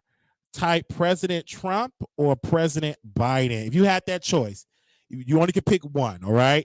Just pick one. President Trump or Biden. You can put Trump or Biden. Just let me see where y'all headspace is at. Trump or Biden. I want to see where y'all headspace is at really quickly. Trump or Biden. I want to see where your headspace is at. Let me see where your headspace at. Trump or Biden. Let me see where your headspace is at. Okay. I need y'all to say Trump or Biden. Okay. We got a Facebook person. Hey, Facebook. Hey, Prince. Hey, Prince. Trump or Biden. I need y'all to type in here. Who you going to vote for? Trump or Biden? Okay. I need y'all to type it in the chat. Trump or Biden. Okay. Trump or Biden. Okay. Oh, okay. No. Don't post no neither. I said you could choose one. And most of you black folks that choose neither, that's a vote for Trump. So again, post in the chat, Trump or Biden. Okay? Trump or Biden. Nate said, Paul, stop it, Nate. Trump or Biden. Don't say neither. You got to pick one. Because if you say neither, that's a vote for Trump. I'm gonna count it as a Trump. Because if you don't vote, that's a win for Trump. They said honestly, presidential election doesn't impact the day, so I couldn't care less. Need to be going out voting to polish in the community and judges. Yes, but president does matter. It does. All levels matter. Local, state, federal, all of it matters. Absolutely. Okay. Let me see. Okay, Trump or Biden? Comment below. Okay, Trump or Biden? Because the president, they nominate federal judges, and that's a very powerful position. That's a life position, lifetime position. All right, so we can go on and on and on. I just want to see what y'all got to say here. I see y'all in here. I see somebody said Biden. Okay. But right now in this poll that I did this poll on my community wall, baby, when I tell you 52% said Donald Trump, from this broadcast alone, he went up an extra 2%. And Joe Biden is at 48%. So this is my audience. They say I didn't vote for Biden. I didn't vote at all. So the same for this election. But that's a vote for Trump. Okay? That's a vote for Trump. All right. I just want to make sure y'all where y'all headspace was at. We're gonna move on from that. All right. Give me a second here. Now we got Boosie. Hey, Boosie. So Boosie, I gotta say this. Boosie is a Kiki. This man, I want to see, can I find the video? He said he went to anger management. He said he went to anger management and he learned so much about himself. And him speaking about the whole anger management piece, it brought back memories because I went to an anger management course by accident because I was ordered by the courts to go to a class. I forgot the name of the class, but it was at Bail Counseling Services. And I went there and I accidentally went to anger management. It was actually, I was in the wrong class. And they really tell yourself about your emotions and all of that. I do believe that we need to normalize people going to anger management class, to going into counseling or therapy. When I tell you that I want to give Bail Counseling Services a shout out because they saved my life. Because at first I was on probation and the courts ordered me to take this class. And I didn't know what I forgot what the class was named, but I had to go to Bail Counseling Service. And it was about a couple of weeks.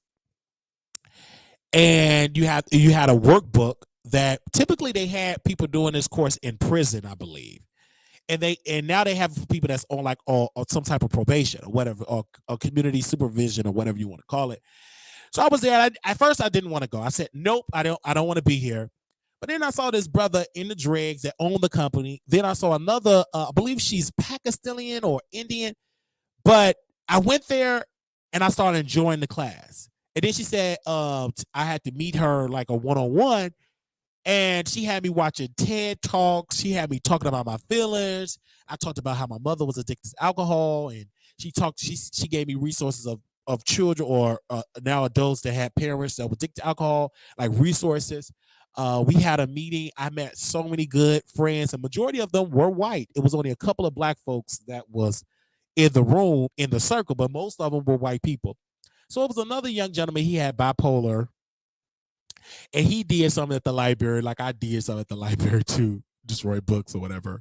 And we were just talking about that. And I was talking about my feelings. And I broke down in tears crying with her. And I just really had a beautiful time at Bail Counseling Services. And of course, you had to pay. It wasn't free. Everything, you had to pay probation fees. You had to pay for that.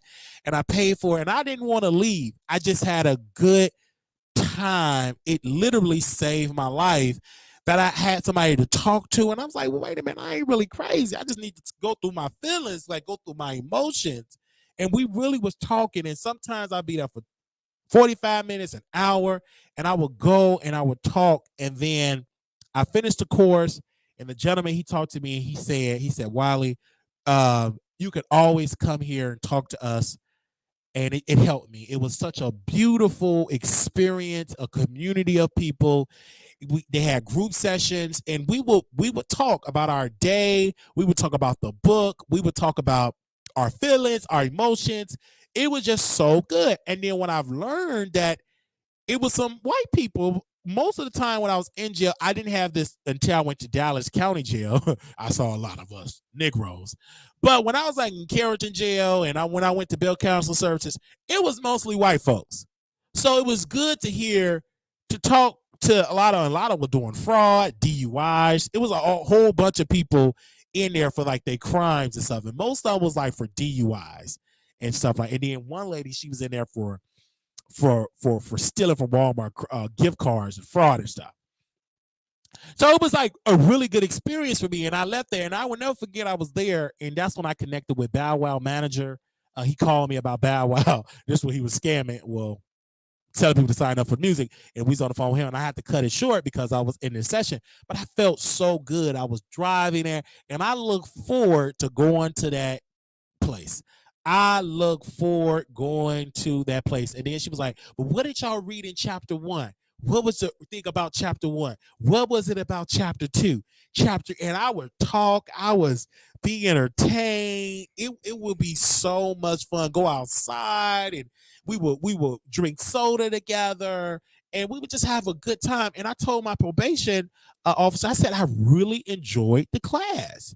I enjoyed it. It was great. It was such a good thing that it made me it made me a better person, and I just had a good time. But when Boosie was talking about that experience about anger management, I believe all people, especially us Black people, we need to get help. We need to talk to each other. I would love to find an organization where men are talking to men and we talking to each other. You know what I'm saying? Then we have conversations where Black women and Black men are having conversations. I would love to go to stuff like that. I love that because it makes us a better person. Like, I would love to pay, go to a therapy session, but it's so expensive for therapy, right? So shout out for Taraji P. Henson and stuff for having her organization. I would love that. I would love to be able to sit and talk about my issues. I would love it. So this is why I come and talk to y'all. It's all systems built to have people stay independent. Like, I would love to sit and talk to y'all. It should be every healthcare policy, healthcare insurance should have it where you get free therapy sessions. 88 sessions a year. Like, they should be able to, anytime that you want to go to a therapy session, you should be able to go. Like, they should have that for African American people. Like, I'm gonna speak for my people. I would love that to have that. And maybe I would look into that, like having like a virtual session where we just talk. And that's why I like with my members, when we talk about our day and we really talk about stuff. That's why I like having the members. I pretty much got it with the membership. We just talk about stuff and people talk about their day or their personal issues, and we just have a no judgment zone. We just talk. And that's what I like going to the mental hospital too, because we were one part of it at the mental institution that I like at the house, that we will have group sessions. We will have, I forgot what they call it, but group time or group talk and or group therapy. We'd be in there, we have these conversations. And I remember I was a little cuckoo in here because I said I want to run for governor. At that time, I was very political. I want to run for governor. I want to run. At first, it was president, and I downgraded for governor. I have old journals of me talking about my campaign, who's going to be my campaign manager, my agenda. And I had a good peaceful thing. I said I'm going to run for governor. So I just like being, you know what I'm saying? I just really like being that. I really like being for it. They said the funny thing is that people that need it most qualify for free therapy, but it don't take effect. Well, that's not true, because I can't speak for you. I can't speak for your thing. For me, they have free therapy, but it's like a waiting list. I've been on the waiting list for a couple of years. It is the need is so great, and because I'm not as having so many breakdowns like a library thing, I'm at the bottom of the totem pole. Like, and I told him, I said, I want to stay at the, I'm gonna say, but I still need some therapy and stuff. But thank God for prayer, and I thank God for the Lord. Ooh, by shot, no. I thank God for that. I thank God for peace. I thank God that I'm in a good spirit. I thank God that I read. I thank God for having family. I thank God for being in Mother Earth and exercise. It have helped me out a lot. But if I had to depend on that therapy, I would have been gone a long time ago, because it is a waiting list. It's not enough therapy people that are part of those programs that are doing it. The need is very great. because I've tried. I'm on the wait list, and I've been on the wait list going on 3 years. So I can speak about me. And I went to Illinois, thought it, and their mental health services is even terrible than Texas. So I could just go on and on and on about that. But thank God for all the stuff that they did give me, and a lot of the work I just did on myself. You get stressful. So make sure you sleep, make sure you eat right, make sure you exercise, just walk. And when I say exercise, when you walk outside, that's the most free thing. And I used to walk a lot. It's just a lot of heat out there. And but because I prefer walking outside than being on the treadmill, because it's a different type of thing. You know what I'm saying? It's a different type of experience being just out in Mother Nature. I love it. I really, really, really love it. It was more people out there walking, but the heat is just crazy right now. Um, the heat is just crazy. So that's why a lot of people ain't out there walking like they used to. But I went out there about 2-3 days ago. So I'm gonna try to go out tomorrow. It all depends on if it ain't too hot, because you don't want to go out there falling out. It feels different when you walk versus trouble. It does. It feels so much different when you walk outside. It does. You listen to your music, more thoughts of it. And I get in and I'm ready to do a show. Like, I can tell, like, it's really good. And the reason why I love walking too, because not only is healthy, it's healthy for the mind, because you can really think. And then also, people need to pray more. You know what I mean? Like, just talk to God, be in a peaceful zone. And it's so many people can't find peace at home. Because I look at my mother, I look at so many people that are going through so much stress. They don't have peace. So thank God if you got peace. Thank God when you can talk to God in a quiet place. You and God can talk, that you can exercise. You ain't got no drama. You ain't got no relationship drama. You ain't got no kids drama. You ain't got none of that drama. You just got peace. You blessed if you got it. You blessed. And so some of us have to talk to God. And one time I was just sitting down here, just talking to God in my seat, and just feeling the energy, feeling my personality kind of changing. And just like, whoo, that was good. That was good. And most of the time when you talk to God, you already got the answer. He just gonna confirm what you already know, or he will help you get there. But just talk to him. And this is why my voice kind of changed. It sounds like I'm trying to be a preacher or something. But I love God. I love him. And is I'm perfect? No. But I love God because he didn't forget about me.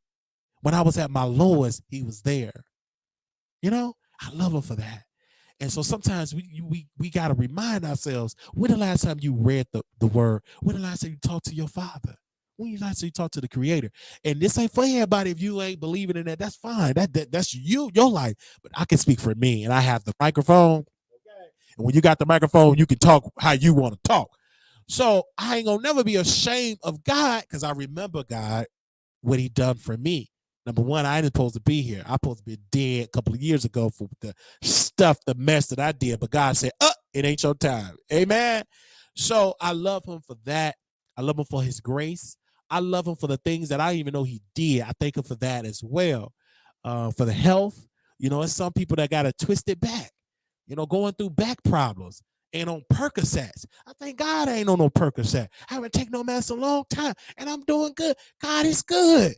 Some people, they got a twisted back and aches and pain, can't even hardly move, gotta have a Percocet. I thank God that I can pray to my Father. I thank God for that. So, I just thank him. Don't you thank him? Just give God some praise on that. Just say hallelujah in the chat box on that. Hey, just say hallelujah in the chat box. I'm trying not to yell, but when you talk about the Father, you got no choice but to say hallelujah. So when Brother Bootsy talked about anger management, I thank God that God is one of the best anger management ever. He can take that anger out of you if you believe in him. Some of us need to, all of us need to lean more on God because he got the answers. We trying to, the president, all that, da, da, da, da, da. You got to get closer to him, and then he will give you the instructions on how to move in this earth. Come on, somebody. That's why I like and I praise God for the inventions of virtual services, because some people can't get to the local church because of the economy, because things are set up, and because you and I thank God that I can go to my church online. And shout out to Apostle Kevin Cunningham, the Transformation Center Church, because I love that man of God. And I thank God that I found a church that I love, that preach the word, and now I struggle with subjecting to the man of God. I don't want God to work on me on that, to subject to him, to be obedient to the man of God. And when you say that word obedient, people say, what? Obedient? I'm not no dog. But you have to obey the man of God because he watches for your soul. He is the shepherd. So you have to be obedient to that. So so when I was watching him last night on in Bible study, I said, wow, I can't wait to get back to Chicago to really go to church every Sunday, to get back to that. Because I remember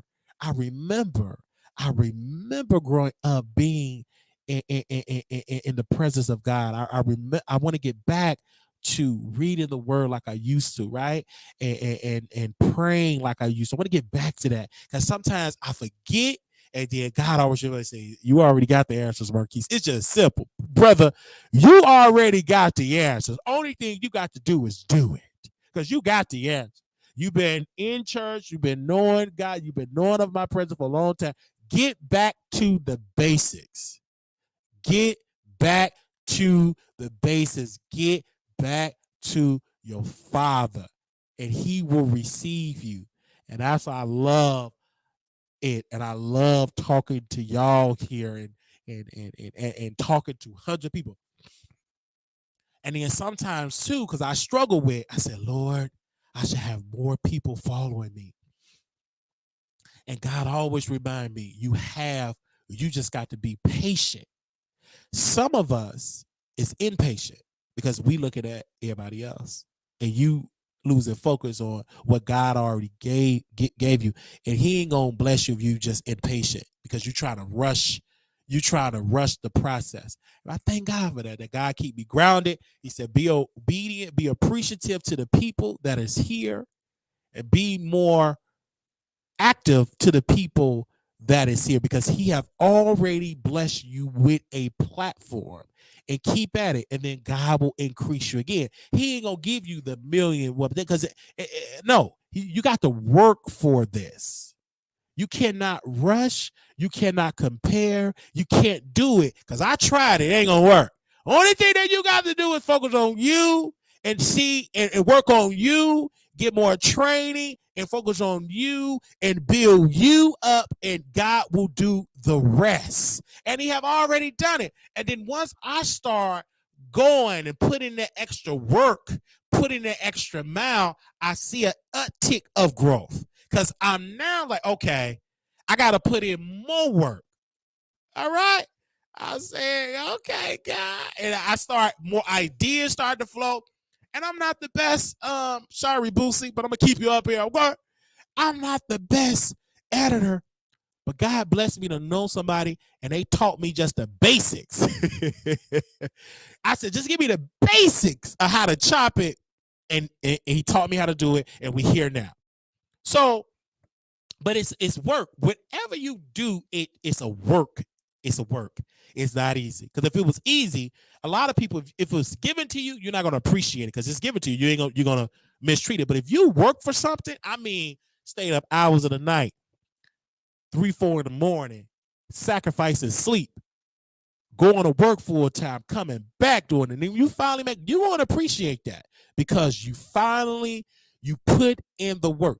This is a work, and I thank God that I have a platform, and then God just instilled this in me right now, that it is so many other platforms that 185, almost 200 people could have been watching today. Y'all chose it to watch Wiley.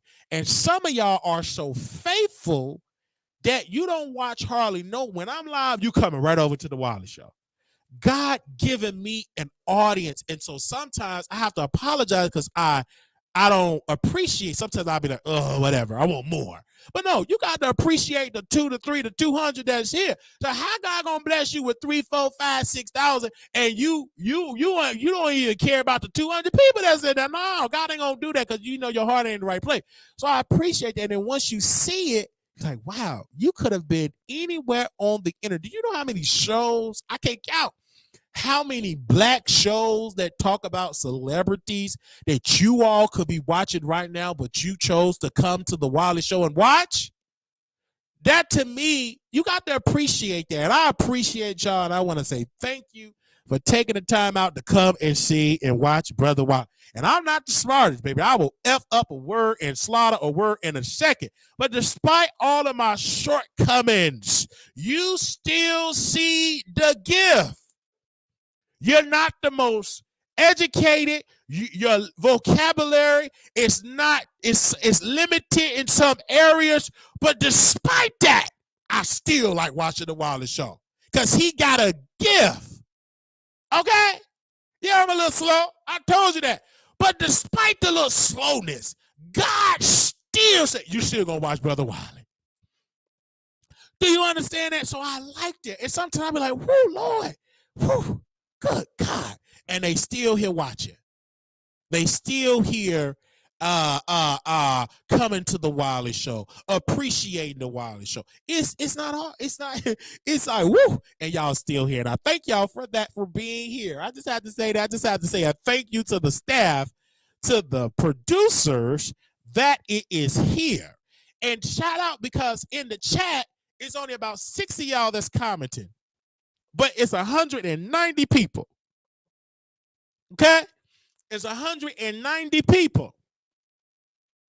It's 190 people that is watching from around the country, all over the world, that is watching this show. And I thank you for that, for taking time out of your busy life and say, you know, I got to watch the Wiley Show. And when I take a break and go to sleep because I'm tired, y'all always call me. Yes, y'all do. Y'all will text. Y'all will call. You would do all that. Y'all is watching me in the beginning stages. Then once we get to that next mainstream level, some of y'all will be right here. You'll be like, praise God. I remember when you had 200 people and now we're talking to millions. You understand what I'm saying? Because I already see the millions. But now you all, some of y'all that's in the chat, that's the day ones, will be telling people, I remember when you had a smaller audience, like 200, and now you got 252 million people watching you daily. Because that's the type of God that I serve. Okay? Okay? You know how some people be saying, oh, he ain't got no 1,000 people in the chat. But the God that I serve will be more than that 1,000 people. 1,000, good God, it'll be millions.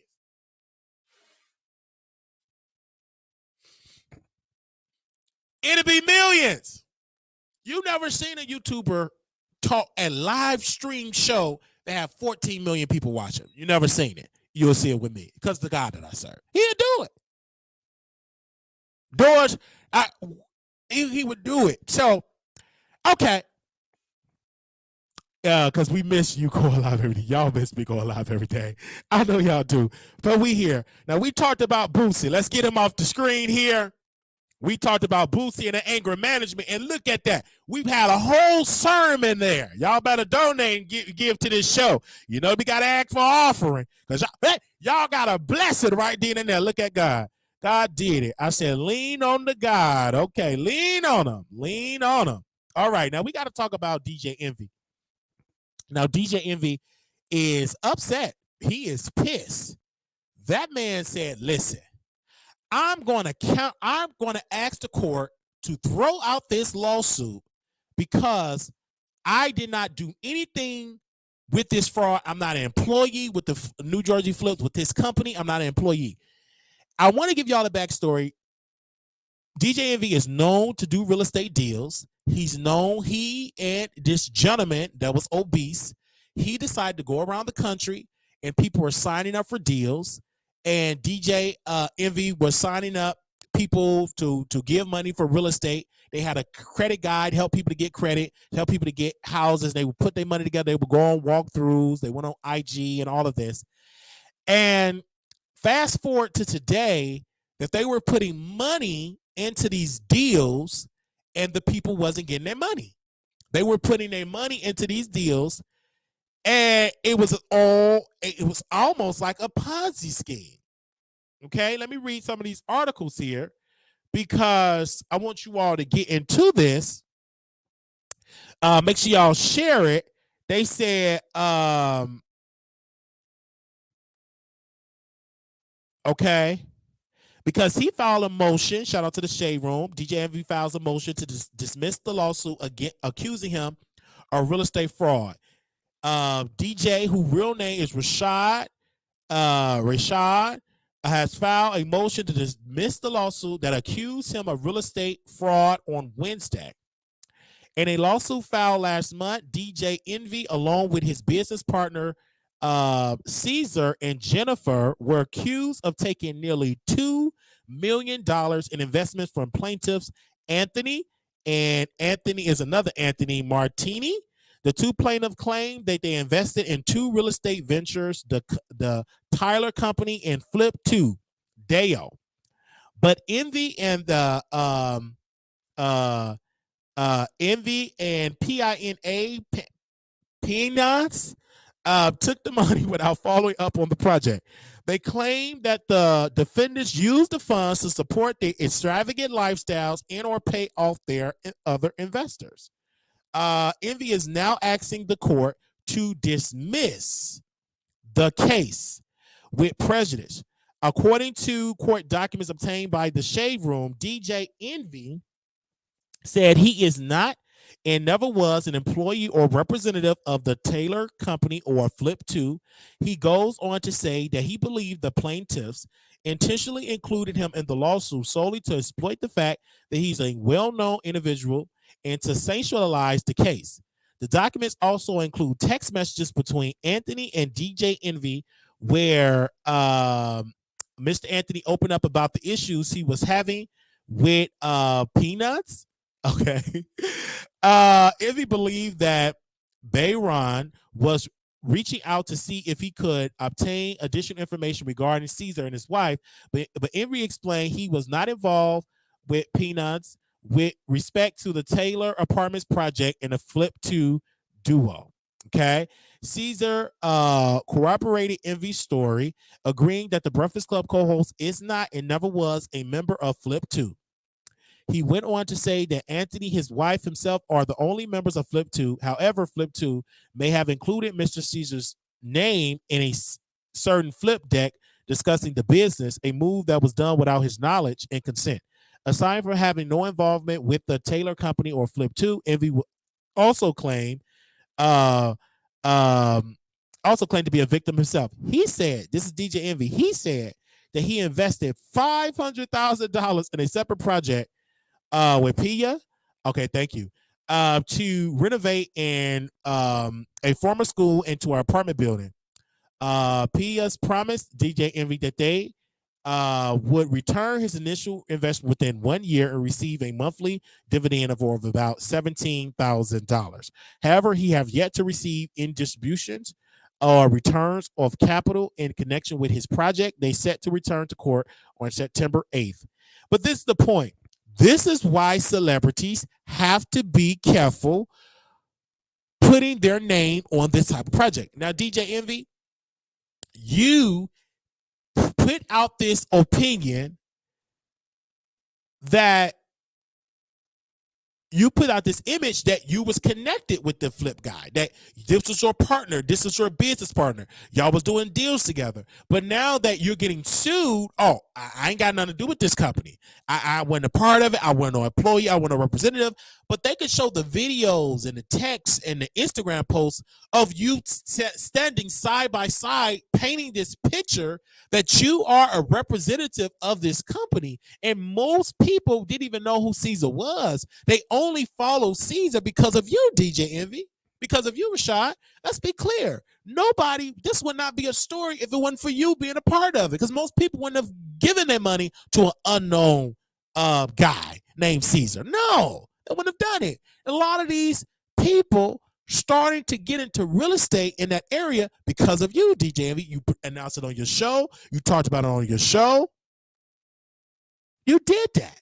So you can't, oh, now you sue. Oh, I had nothing to do with that company. I didn't work with Plea and Caesar. I ain't got nothing to do with that. You promoted it like it was your business.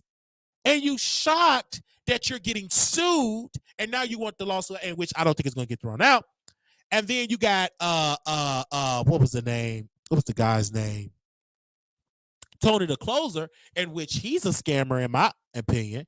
He's up here promoting this product and then promoting these lawsuits and pretending like, hey, I'm not a scammer, but sign up to my course. And then he's lying to the audience because he's telling people, this is my last time helping people in real estate. I got 50 slots open for $395. Stop it, bro. Y'all all is gooping and scamming people. Stop it. These credit card fraud company, credit repair company, fraud companies, these real estate gurus, they are just all scamming the people, and they're using Instagram and Twitter to promote this scheme. And a lot of these folks are getting into these deals trying to get money, and they're not educated because they didn't do their proper research, didn't go to a real estate school learning the ropes, so they're getting scammed. And it's sad. They're getting scammed because if they had the proper research and the proper understanding, they probably could have avoided. And thank God I didn't take that course. Thank God I didn't give no money. Thank God for Don for telling me a lot of that stuff was scamming. Don't trust that. That sound no good. Don't sound that good. Like a lot of these people were doing that. So it's a lot of crazy stuff. Like a lot of these people, like they said, oh my gosh, a lot of this people, oh my God, don't do it, Wiley. So that's why I didn't do it. And I thank God I didn't do it because we in this predicament now. I would have been, oh, he scared me. You know what I mean? So now you see all of this stuff is going on. All of these scammers is going on in there. And I covered another case. I think he was in Philadelphia.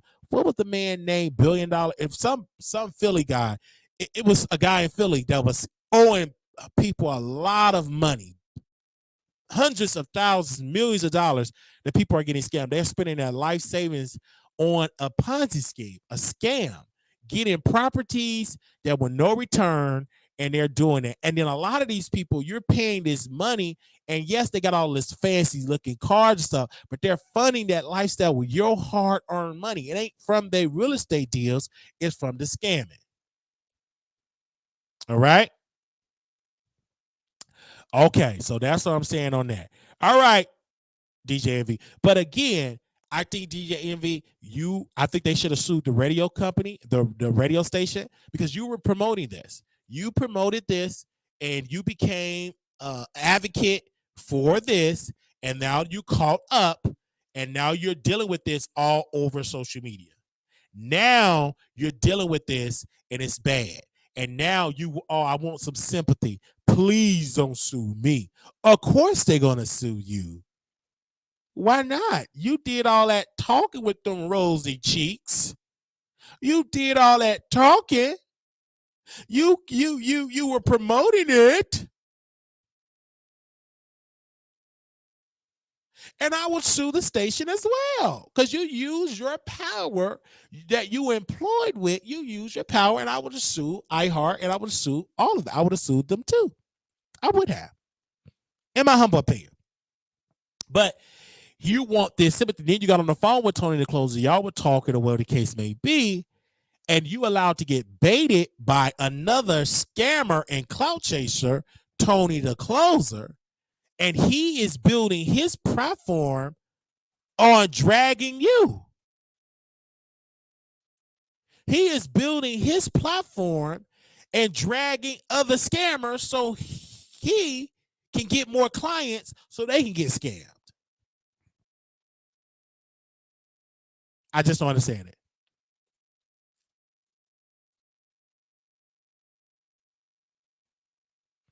So it's a lot. And I'm glad that these people are standing up. They said, listen, we about to sue.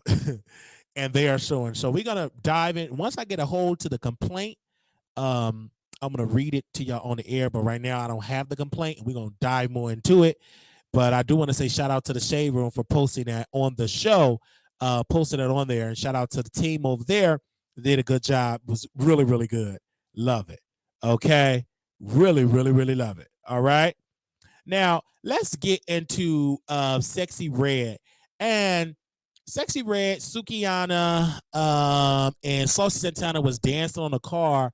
And I said, I know that place smell like Spoil You, Popeyes, fish, all type of funk. I could just tell it did. But I'm happy for them. I'm happy for Sexy Red. I'm happy for her. I really am. And she just so happened to be a hood rat just to become successful. I am seriously happy for her. Honestly, I'm seriously happy for her.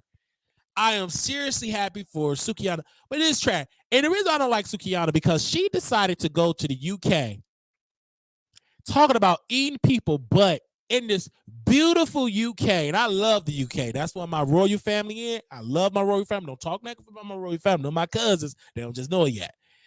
And she was being so ratchet.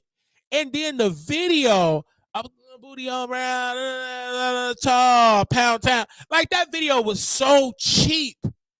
It was so low budget. And it got millions, and I ain't mad. I ain't mad, though. I ain't mad. It make me want to go to the studio. My nose is sweaty or my nose is snotty. Like, it don't take that much to be deep anymore. You know what I'm saying? So my leg is twisted. I smell like boo-boo or something. It don't take that much no more. It don't take, and they're literally becoming successful artists. And then this the part, y'all want to dance on these cars. I'm just over it. When I saw Sexy Red in that car lot dancing on that vehicle, I said, I know it stink. And even Cardi B, with her nasty behind, had in her yoni, in her vajayjay, the string of her on her, what do they call that? Her tampon. The string of it was bloody and fishy. She was digging in her crotch, digging in it, and you saw the doodle string live on stage. This is filth. Usually women, when they go through their menstrual cycle, they don't dig in it on stage with your stinking behind. I saw that and I said, these hoes, they out of order. They doing too much. I'm like, what in the world is going on with these women? They don't have no respect. No respect at all. Put Cardi B picture up there, Paul. Put her picture up there. Here she is. And then she had some lawyers. And they got her off of a case for a battery charge. And they dropped the charges. Yeah, they dropped it because she paid the people off. And then she had her lawyers. Her lawyers, right? They weren't black, but she loved to rad black people, but she don't trust black people to be her lawyer. But anyway, that's a whole nother case. She took a picture of them, right? And the charge has been dropped because she paid off the woman that she threw the microphone, paid her some cash, and she went to authority, say, I don't want to press charges, I'm good. And they dropped the charges because the person that she allegedly hit did not cooperate. That's how them charges were dropped. Okay? But the filthy thing that of Cardi B is that when she decided to stand butt almost naked with no pantyhose on, not even a girdle, and the string of the tampon was dangling in between her legs, I could just imagine the scent, the stench of the smell. The stench of the smell on that stage. And y'all already know what I think about that. Is really sad. And they say, oh, the charges were dropped. So, yeah, because she paid it off. But, I'm just saying in my honest opinion. So it was just dangling the string of filth. I know it was fishy. And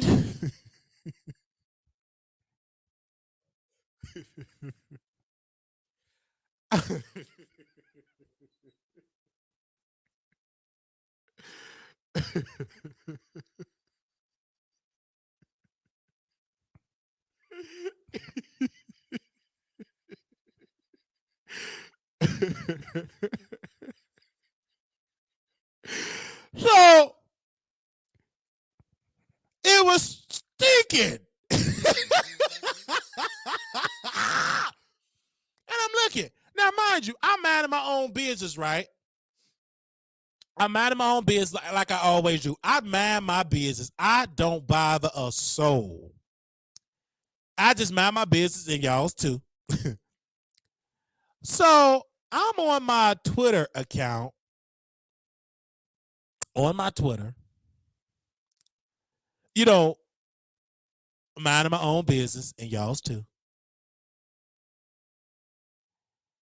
And I get up and shout out to this person. His name is, and not shout out in a nasty way, right? This clown called Mr. Chad Turner decided to call me out on Twitter. Mr. Chad Turner decided to call me out on Twitter.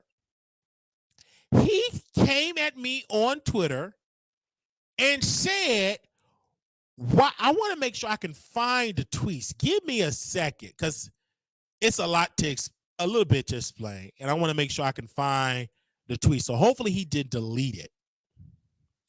So let me scroll down. Let me scroll down here. Let me see if I can find it. I'm going to scroll down and see if I can find it. Okay. So he decided to hit me up at Mr. Chad Turner. He said this. Y'all can send it to him on Twitter, right? He said, "Why are you blatantly lying on this man? Like I thought you were trying to be a legitimate journalist, but I see now how you operate. This is why I never joined your show again after the first time. I am an actual journalist, and this is something you don't do, especially if you want credibility. Cardi B, friend, Ken Barbie sent cops to Nicki Minaj home is a lie." Okay? He said, "A tale of two eyes that wasn't right for each other. And then, I blocked him. Of course I did block because he was stupid. Then he decided to post on his page, on his Twitter, he said this, quote, "Not this SSI check getting man destroying the public library in Dallas and causing $10,000 in damages while screaming Emmett Till's name. Jesus tell me at Wiley Show didn't decide to tell lies. You brought didn't decide to tell lies. You brought the truth forward. Come back and make a video about this, Father God." He posted the library clip and got me a lot of followers, or whatever the case may be. They're all in my DM. And I want to respond to you, Mr. Chad Turner. You're not a journalist. You are a box face beta man that is a hater of Nicki Minaj. You built your platform to lie, to defame Nicki Minaj. In your thing, you're promoting Cardi B, which she don't care nothing about you. She don't follow you. You never will interview her, never will be able to smell her tampon string. And you're worried about what I'm saying about Ken Barbie. I said what I said. If you got a problem with that, you can come and hit the link. I interviewed you. You came on the show. You had a conversation. And because you were talking to Armand and you were saying Armand won't be him to come on the show, but he's kind of mad that I went on your show first. I said this to you. If you don't want to come back for a part 2, if you want to join Armand Wiggins' show, that's fine with me. Do you? You have happy. And soon after that conversation, now you want to pick up the Ken Like Barbie and retweet Armand Wiggins. Go ahead and try to do it. It'd be kind of difficult because the man back is twisted up like a pretzel. Hello. It'd be kind of difficult of you trying to do an interview with, because he's dealing with a drug epidemic over there. And you want to talk about Nicki Minaj and all of her issues to doing, look, powder. I never seen nothing powdery leaking out of Nicki Minaj's nose, but I did see it about Armand Wiggins' nose. This man is on a Percocet addiction. So go over there with him. Hopefully he can remember your name. Hopefully he ain't drooling out the mouth. His back is twisted up like a pretzel. He's addicted to Percocet. So again, you came on the Wiley Show. You did not want to come back on the Wiley Show because Armand reached out to you. That is fine. Maybe you want to sleep with him. I don't know how you're going to do that because his back is twisted. Maybe he can get on his knees, then his knees going to be buckling out. But again, you only call yourself a Cardi B fan because you don't like Nicki Minaj. You are a hater. You are not no journalist. Where's your website? Where did you go to school for journalism? Where's your degree? Okay? Only thing you do is disrespect Nicki Minaj. You don't have a degree. You're not a journalist. Your line is uneven. Your hair is falling out. You got a beard. You want to have hair to your back. You got on a cheap t-shirt. Okay? You on an outdated house, and you're trying to criticize Brother Wiley. Sit down somewhere, sir. You came to me. You added me trying to take up for a person that's not even black. You taking up for Ken Barbie? That person ain't your friend. Y'all never went out to dinner. He ain't gonna receive you. You ain't gonna be going to his house. You can't go on his block. You think he gonna be seen with you, sir? No. Sit down. And you can't stop me for talking about Ken Barbie. You can't stop me from talking about Cardi B. I'm a grown man. I like them both, but I ain't no stan. Because both of them can have several seats, and they need to release that album and go on tour, and let's see if they can sell out an arena like Beyonce. They can't do it. That's why they sit there and lie to you foolish people on the internet, and they argue with each other. Because if Cardi B was such this great superstar, then that Jealousy record would have went #1. It didn't go nowhere on the charts. So sit down. So if she truly the queen, why in the world she digging in her coochie on stage and not on an arena tour? You know why she on an arena tour? Because they don't want to hear them bad songs that she released 4-5 years ago. Nicki Minaj not even on tour. Both of them ain't on it. They just argue with each other on the internet. Let's see how successful that tour gonna be in 2024 or 2025 or 2026. Or whenever they decide to go on tour. But you can't stop me for talking about these. You can post that library video and forever. I'm still going to talk about Cardi B and Nicki Minaj and still going to talk about Ken Barbie and them two braids he got there on the back of his head. You can't stop me from talking about these people. This is what I do. This is a talk show. I interviewed you. We had a conversation. And I will continue to interview and talk to people. But I am not a stand to any of these people. I am not a stand. I am an alpha and you are a beta. Falling around the women. Calling yourself, I'm part of the Barty gang. Sit down. You ain't part of nothing. A gang that can't go number one is weak. And if she's so powerful and got a gang, it's a weak gang, ain't got a lot of members. She released that song, Jealousy, went nowhere. Why it ain't number one? All right? And I'm saying it from the heart.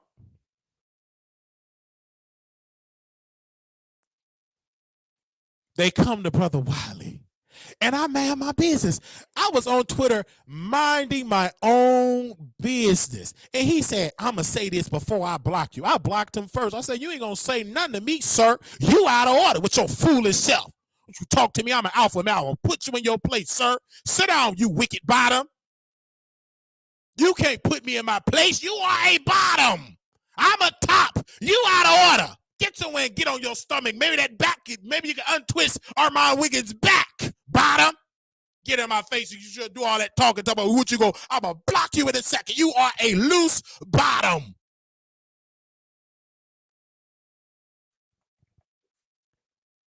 Saying something about Brother Wiley.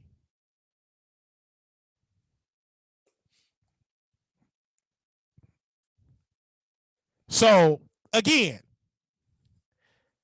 I'm just minding my own business like I always do. And then you hear all these people.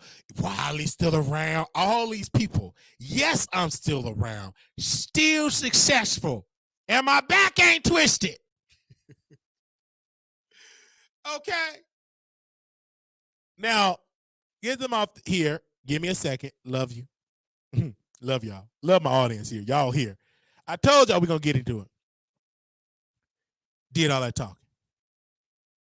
Yes, we think that she's a great whatever. But she haven't released a new album in 4 or 5 years. We need new music. Because all this talking, release a new project. I put out a theory that I believe Ken Barbie called the cops on Nicki Minaj. That's what I said, and I stand on it. Who gonna check me? Okay, now you in that hair. you better go check your beautician. You better get Tay to put a pink Marley in that thing.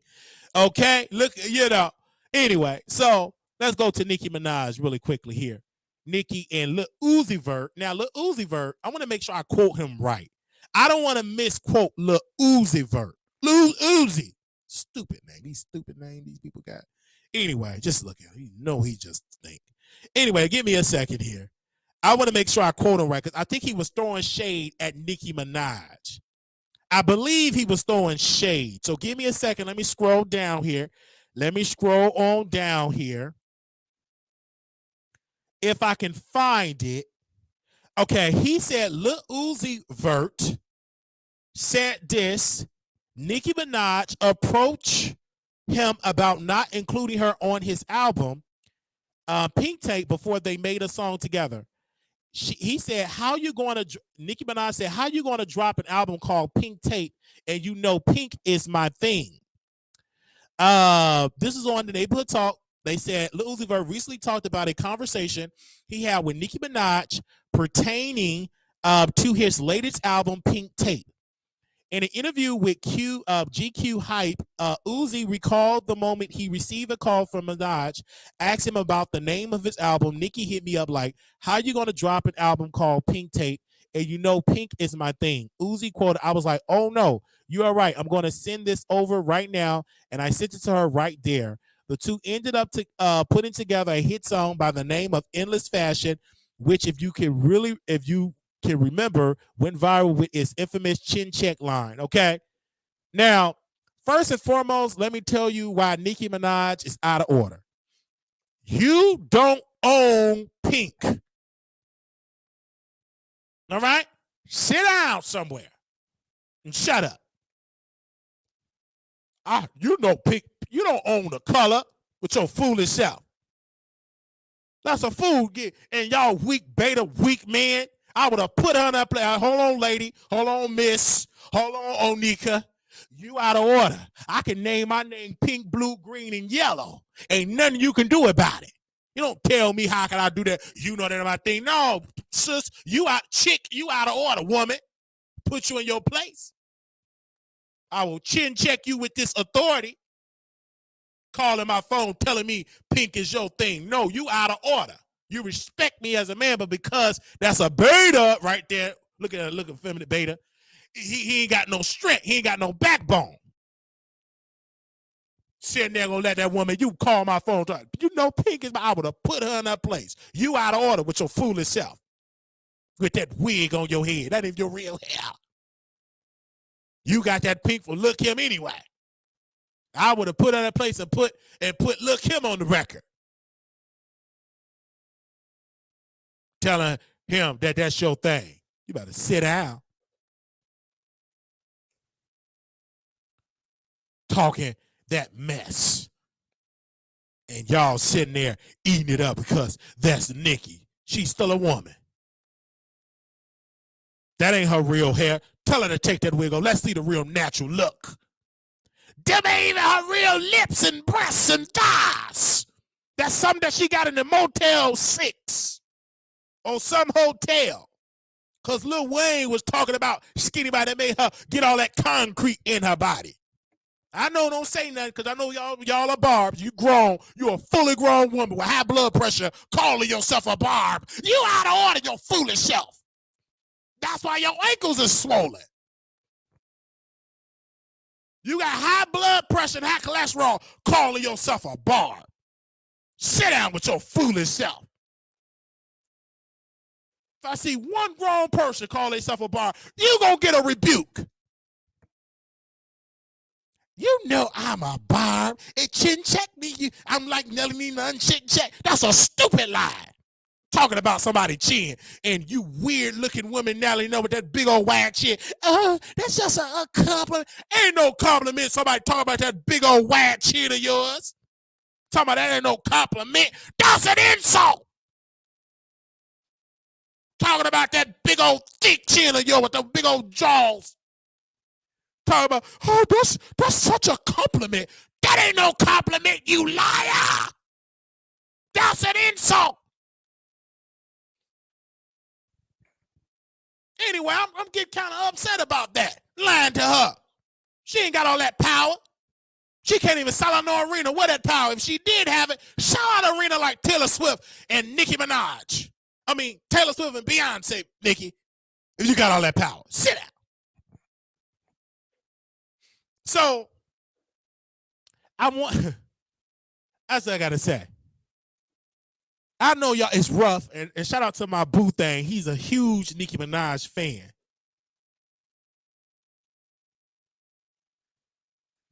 A huge Nicki Minaj fan. Let me see. And he huge. Oh, I done called my other ex. I'm sorry. A huge Nicki Minaj fan. They said she does have a big chin.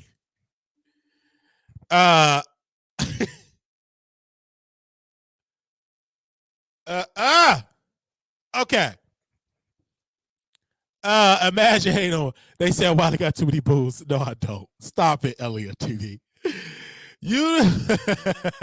I'm so tired of looking at Nicki Minaj's face because she's a mean woman. And Shirley, mean and Shirley. Better. Let somebody talk about that man on house arrest. Yeah, have a fit.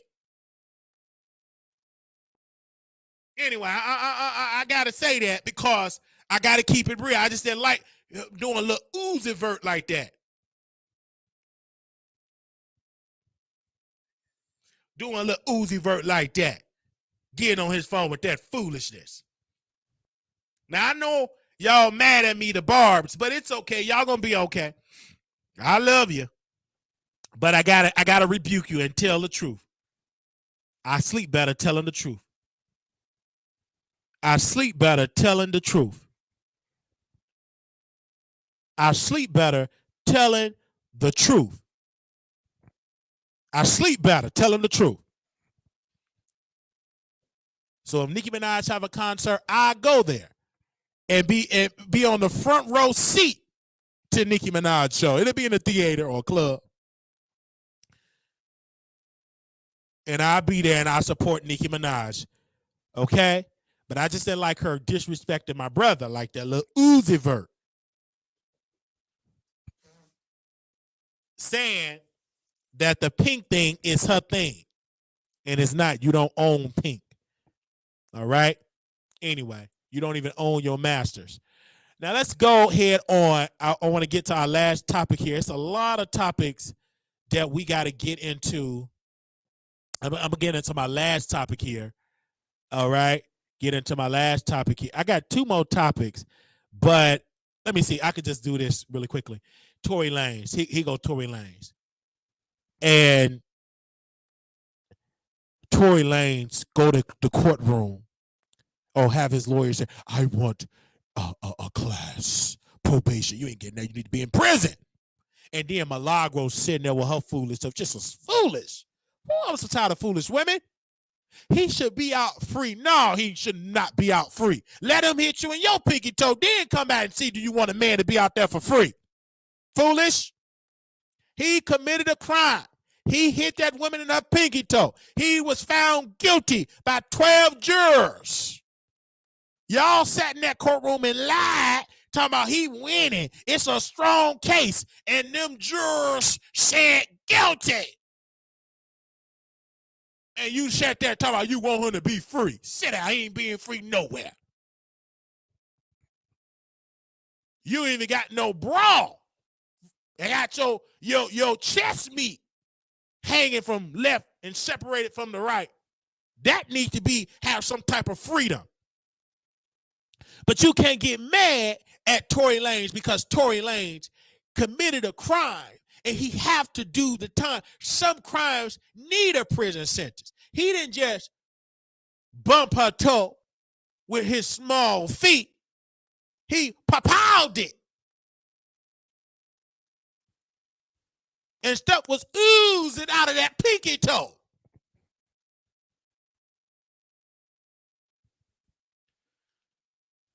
Stuff was oozing out of that pinky toe. It was oozing out. So he ain't getting out of jail. Keep him in there for 20 years and ship him back to Hong Kong. Where he from? Hong Kong? Or Canada?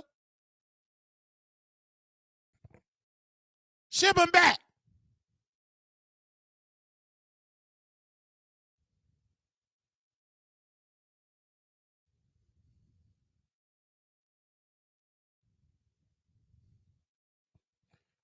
Okay?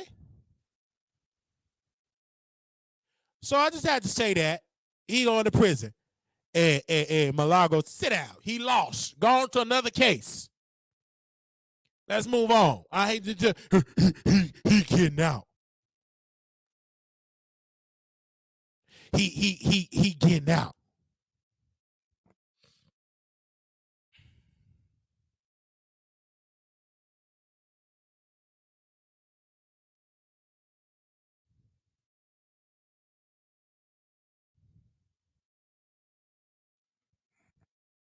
I just had to say that.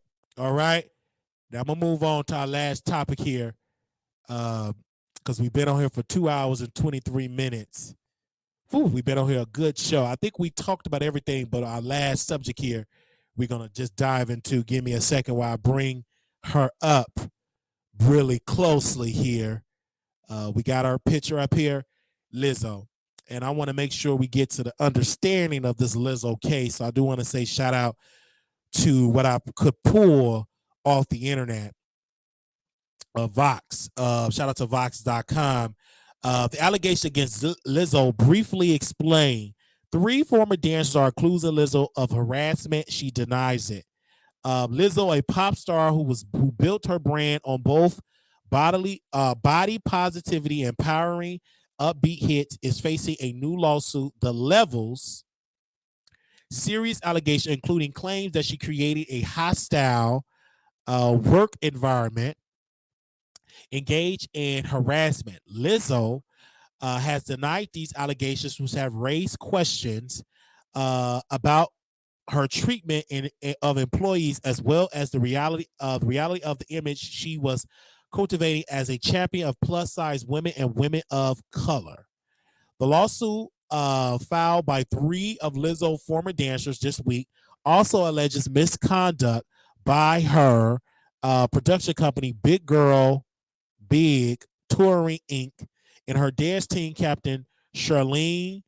Okay, among the claims included in the suit is that Lizzo pressured dancer into unwanted situation, made statements that they were perceived as vile comments about a dancer's weight gain, and put people through grueling rehearsals that led to one dancer soling herself.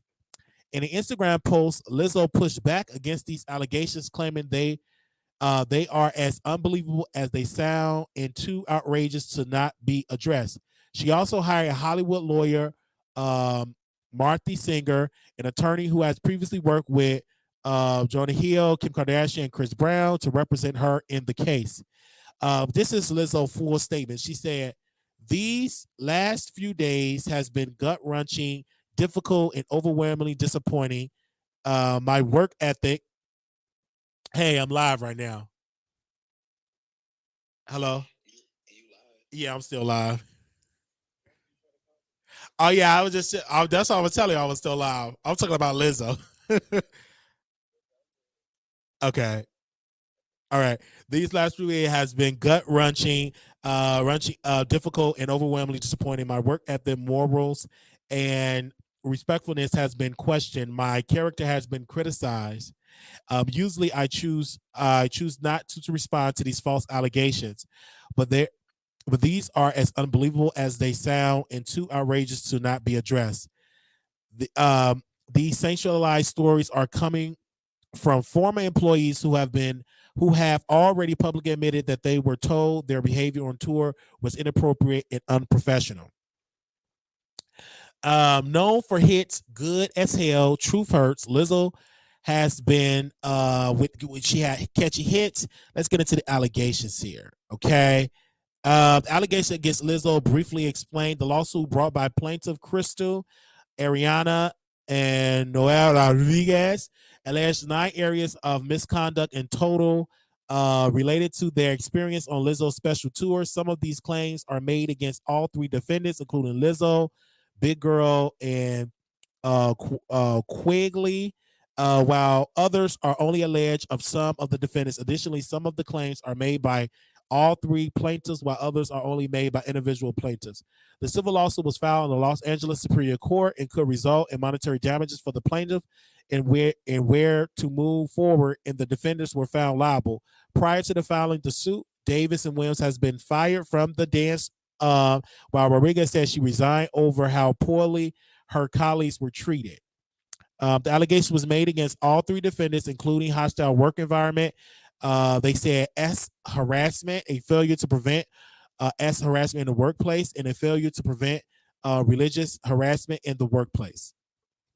The plaintiffs claimed that they were made to feel their employment was that they had to comply with requests that was made uncomfortable in order to continue working. Some of those requests was nature, including among other things pressure from Lizzo to attend a performance with a nude dancer in Amsterdam to eat bananas placed in a nude dancer genitals, and pressure on one of the plaintiffs to touch a dancer's chest meat. Other allegations were tied to religious harassment. The suit alleged Quigley spoke extensively about her religious views as a Christian and berated those who didn't share these beliefs. It claimed that one dancer's virginity was frequently discussed against her will and that the dancers were pressured to participate in group Christian prayer. Regardless of their religious belief, all three defendants did little to remedy such acts despite knowing about them, the lawsuit claims. This is a quote. They said, I think all the calls of action have some merit and some chance of succeeding. In my opinion, the strongest cause of action is the harassment charge. I think it's likely that a reasonable person would think that the behavior created in a hostile work environment. Chicago Kent employment law professor Nicole Porter told Vox. Porter noted that one possible defense could center on how much disclosure the plaintiff had about the experience they should expected to encourage in this role. Another part of the suit highlights concerns Lizzo had allegedly expressed about Davis' struggles on tour, including comments Davis perceived as deadly vile concern about weight gain. Such statements follow alleged remarks Lizzo previously made about Davis' weight, which the suit claims led to feel self-conscious and required to speak on the issue. The suit details to a grueling surprise audition dancers already hired on the tour had to undergo in order to keep their positions, during which Davis saw herself out of fear that she would lose her spot as a dancer if she went to the restroom. Davis claims she was then given transparent shorts to change into. Lizzo has denied these allegations and have yet to signal what steps she plans to take next. Why the lawsuit is so significant? The lawsuit underscored the poor working condition in the music industry and the lack of accountability that existed for such abuses. Long hours, difficult physical labor, and short-term contracts are common, while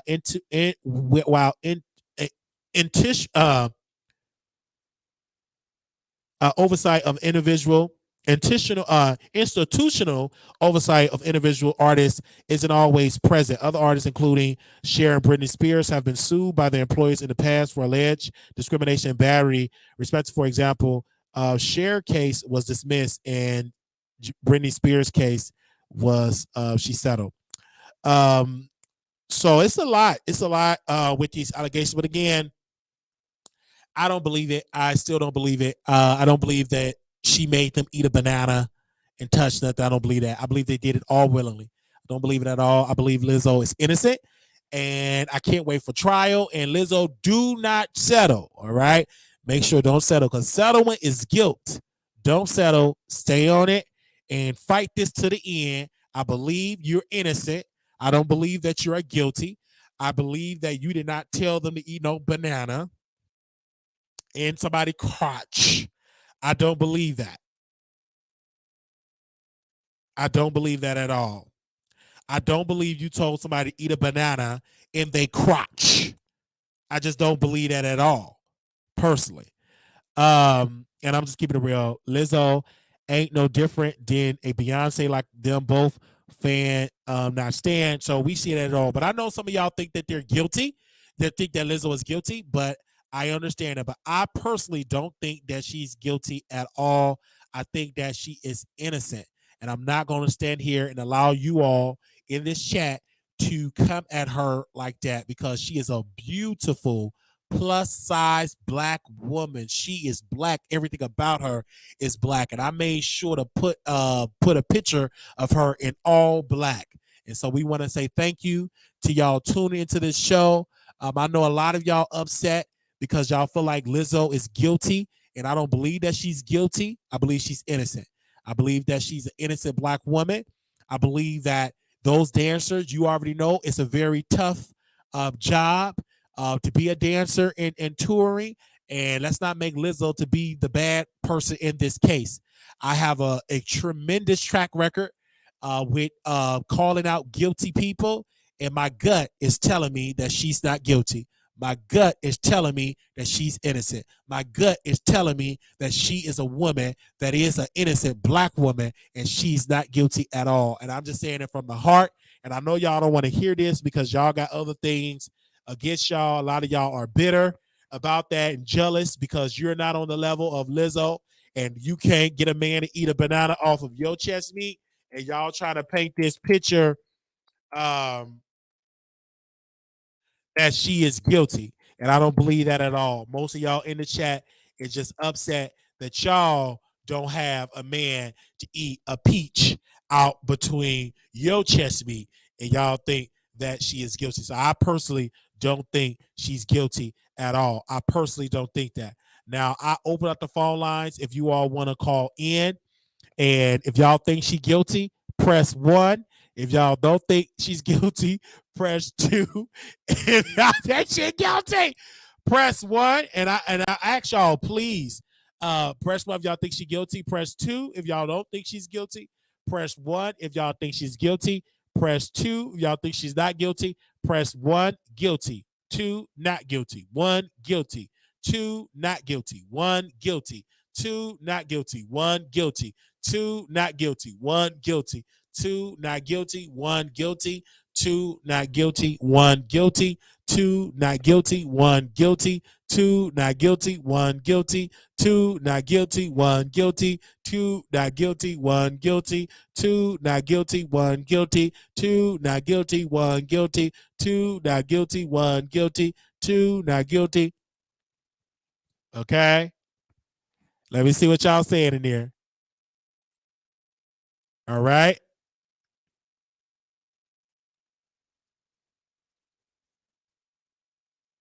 Anybody want to call in?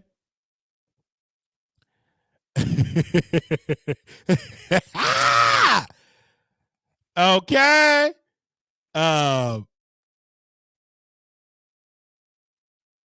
Okay.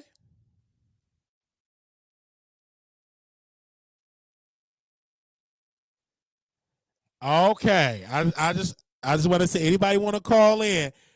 Okay. Anybody want to call in right now? Hey, anybody want to call in? I want to make sure. All right. Take down the thing here. I just have to hear y'all voice. Thank y'all so very much for y'all support. Also, I want to say this has been a good show. This has been a good show. Have it? And we're going to add a new topic on here, too. Add a new topic. So, have you found it quite strange that Tasha K had a dental emergency? Have you found it quite strange that Armand is going through in his dental health? What did both Tasha and Armand have in common? They both went to Colombia and got false veneer teeth. And they both, it is suffering in their mouth, in their jawbone. Tasha made a statement. She said, I can't go live because I had a dental emergency. Armand Wiggins recently was complaining about the dental in his mouth. Was complaining. Both of them were complaining about the pain in their mouth. And it have reached the backbone, the spinal cord of Armand Wiggins. His spinal cord is in a twisted faith. His spinal cord is pressuring the nerve. It is pressuring the nerve to the point that he got to get on the Percocet.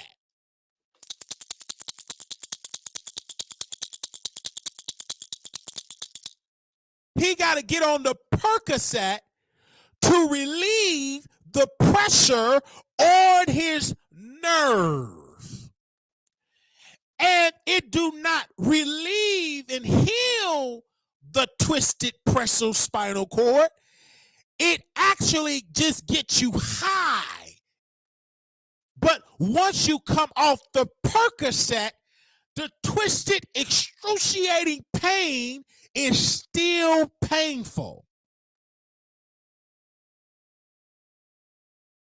Because even though the Percocet make you feel good and sleepy, it is only a temporary thing. Because when I talk about the Percocet, you can get addicted to the Percocet because the issue is the twisted back. But you need to go to the doctor that they can fix that back. Because don't lean on the Percocet. Don't lean on the booger sugar. Because when you lean on the booger sugar, you become a crack addict.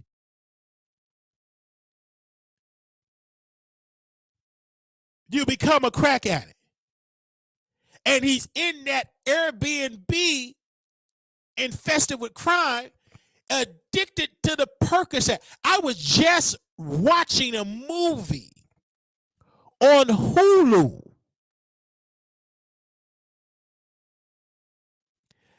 It was a series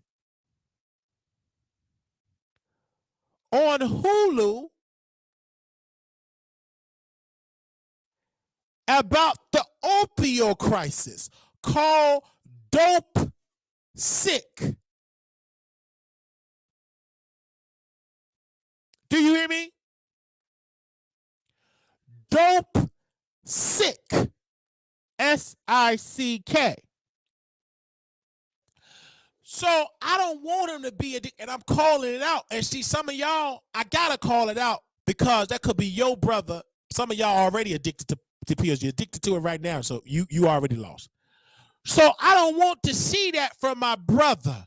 And I seen the beautiful Karens and the beautiful barbers and the beautiful people from this town lost their life because of the addiction of the pills. Even the good old doctor got addicted to the pill. So those pills is addicted. It's very addictive. That's why people, they break into the pharmacy because of that. That's why a lot of pharmacies refuse to carry those type of medications because it's so addictive, and addicts will break into it to get them a good high. Do y'all hear me? So I just had to say that really quickly because he kept saying he's not addicted, but he's always popping them. Every addict will say they not an addict. I have a friend, Jonathan. He always say he ain't an addict, and he calling me talking about the sun. He been talking about the sun forever. I'm in love with the sun. Can you teach me how to make money off the sun? You high. I said, I tell you about the sun at rehab, and he cuts me out. He's addicted to crystal meth. And he was on crystal meth. He kept saying, it make me feel good. It make me take all this in my back bread basket. Taking all that down in your bread basket. And now you addicted. Now you addicted. It was fun taking it in your bread basket. Now you're addicted and you lost your mind talking about the sun. Your mind is gone. So I don't want that for my brother Armand, addicted to pain pills. Get that back fixed. And I had to say it.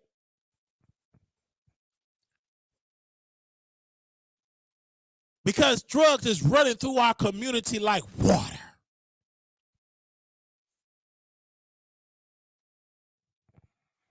and I have to say it, you guys, is running through the community. And Armand dealing with a crisis. He popping pills like candy. And hopefully Lovely T, but Lovely T can't help it because she got an addiction. She always on some pain, some strong medicine over there. That's what Tasha K said. And I know some of her T-shippers said, Wiley, you shouldn't say that against Lovely T. She gonna send you a cease and desist. Well, send it. I'm gonna blow my nose with it. We ain't care nothing about a cease and desist. Keep that piece of paper. I'm still gonna talk about you. Because she got addicted to men. That's what Tasha said. And then she said, yes, I take some strong pills. That's why she be so droopy on that show. And dizzy looking.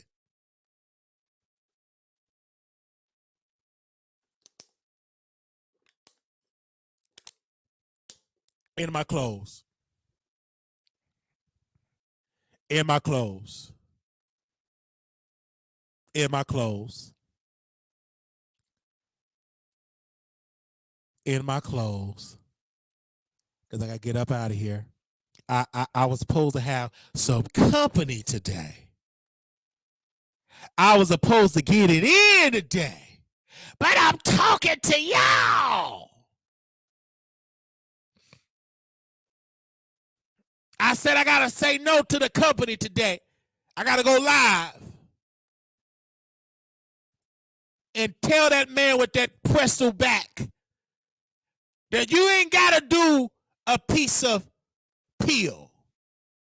Get right with the Father. Get you some holy oil. Put them cars to the side. And rub your back with some holy oil. And say, Father, straighten my back out.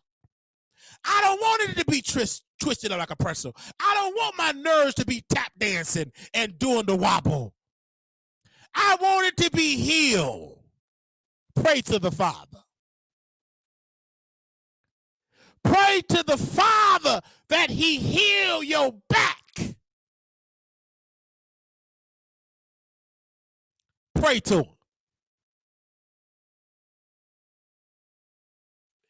Then it get healed. He haven't been live in 6 days and 2 nights and 63 hours and 14 minutes and 3 seconds. Because he in pain. He's hooked up to that bed popping pills. I know y'all like that type of teacher, but it's not right to be popping pills. It ain't right to be shutting it up. And that's why we got to keep it real here. I'm not the one to be phony and fake. I got to keep it real. I got to deposit and check him with truth.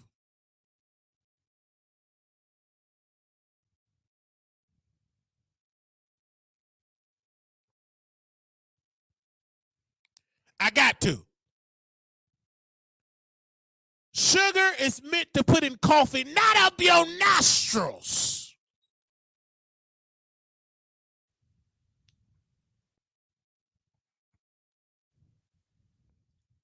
Not up your nostrils.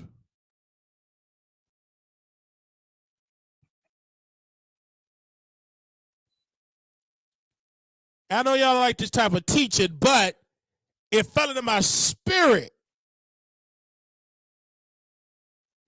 to keep it real.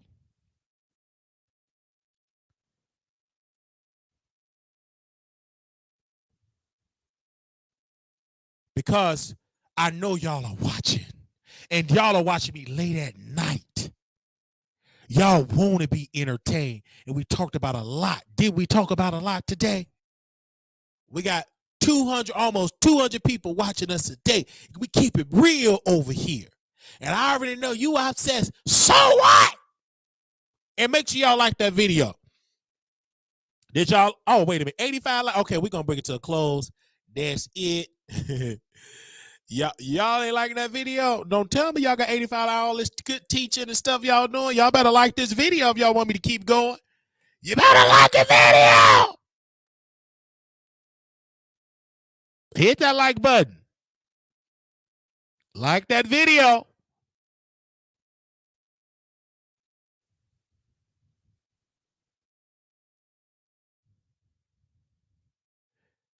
There you go.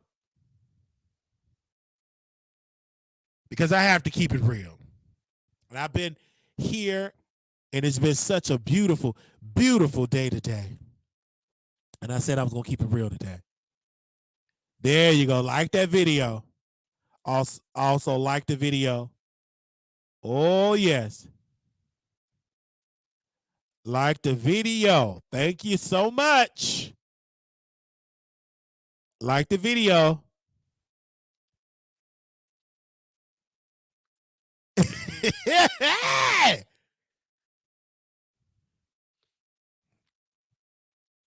Like it.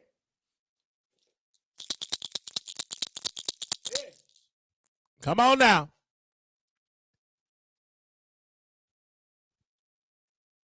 We keep it real over here. There you go. Come on, like it. I know. Hey, the celebrities, the B&B squad, we love y'all. I know y'all in the bushes watching. Yeah, the bushes watching, but I love you. Drop a bell in the comments. Ding, ding, ding. Drop a bell in the comments. Drop some eyeballs in the comments. Drop it in the comments. We love y'all. You're welcome if you got to twist it back over here. You are welcome if you got to twist it back. We welcome you over here at the Wiley. We welcome you. I don't care if your back is twisted. We still welcome you.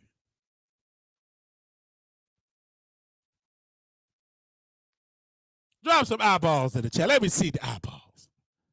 Let me see the eyeballs. Thank you all so very much. Look at y'all. We're going to bring it to a close because I've been on here for about 3 hours. I've been on here for about 3 hours.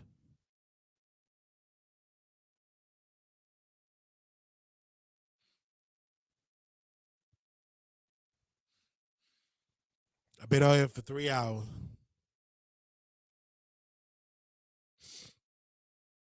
Been on for 3 hours. I know y'all. Ain't y'all happy?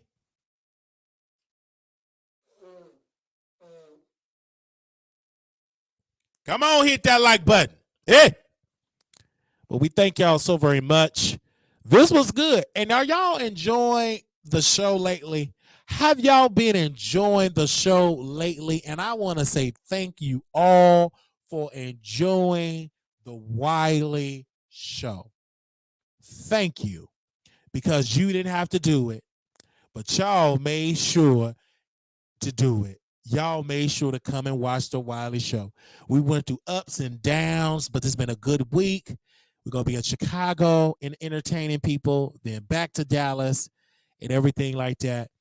But we thank y'all so very much. And I believe y'all going to enjoy the Chicago ram of it because y'all know we typically do morning shows and then we do a morning show in Chicago. But so we're going to go visit our family, go visit our grandmother, and be back home. You know, it was good being here with y'all in the great state of Texas. They're going to be back home having a good old time. Amen. So we're looking forward to that. And I already know, is he homeless? Yeah, they're going to keep saying that. Stupid people, just dumb as they can be. How you going to be homeless? You got Wi-Fi. Even though it is some people with Wi-Fi, but that ain't the point. No, I'm not homeless, okay? If I was, I'll let y'all know. All right? Okay? Okay, I'll let y'all know if I was. All right? And we'll be back here, then Vegas, October 6th to the 9th, and then that's it. And then I got to do shows and get ready for New York. I do want to plan New York. We might just do a little meet and greet in a coffee shop and I go live. Who knows? But we plan on doing something in New York on next year. All right. That's October 6th to the 9th, 2023. Thank you all that have signed up an RSVP. That's going to be in Vegas. Thank you. I would love to see y'all. All right. This have been so much fun. I told y'all we have been doing pretty good doing 3-hour shows. Like we have been doing a good job doing 3-hour shows. I want to make sure I talked about everything. I did. Mm-hmm. Yes, RSVP for Vegas, please. All right. Okay, we're gonna have a good time. All right. I'm looking forward to it. This have been so much fun. Yes, I really had a good time. And of course, we'll be live tomorrow. I'm looking forward to that. Tomorrow is going to be a good time. And I can't wait to talk to y'all tomorrow. It's going to be so much fun tomorrow for the audience. So tomorrow we have a good time with y'all. And make sure y'all say y'all topics. I do want to thank the producers for sending topics in today. Thank you all. Y'all made the show possible today. Also, thank you to the members. We have a special guest. I think Brian coming on tomorrow. Yes, or tonight. He's coming on tonight. So we're looking forward to that with y'all tonight. Thank you all. This has been fun. Go TikTok. Love you on the TikTok. We had a good time over there on TikTok. I can't wait. Thank you all over there showing the love over there on TikTok. Okay. Thank you. TikTok is so much love over there. Facebook page. Thank you to my Facebook audience. Thank you all for coming through. This have been so much fun, man. My YouTube shorts have been a good time. We have been doing so much fun. And I can't wait. I got to take a look. You know what I'm saying?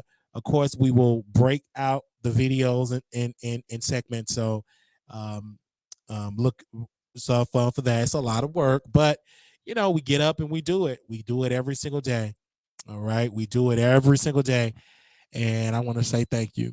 Join the membership if you want to hit the Cash App, $. Let's put the Cash App up here because we're going to travel to Chicago. Help us out, y'all. Hit the Cash App, okay?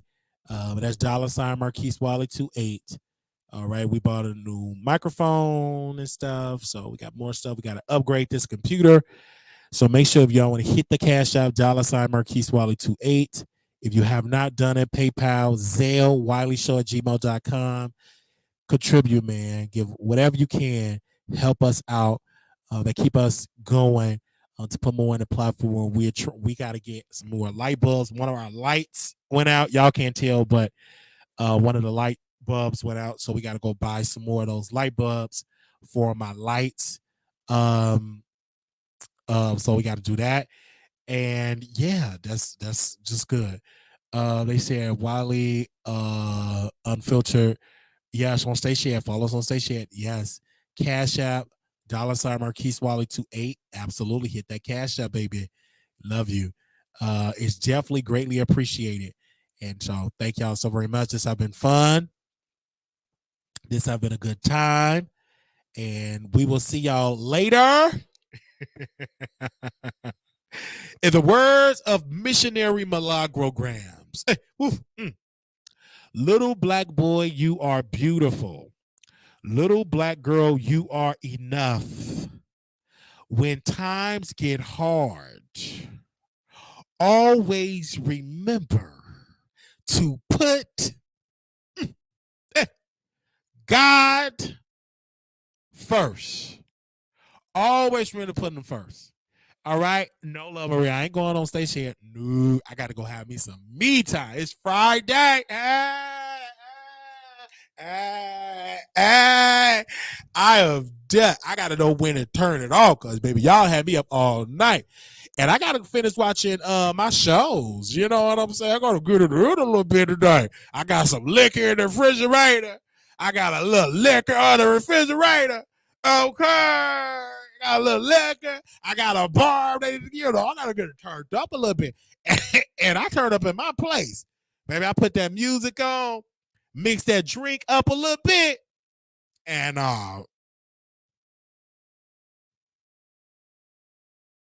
you know,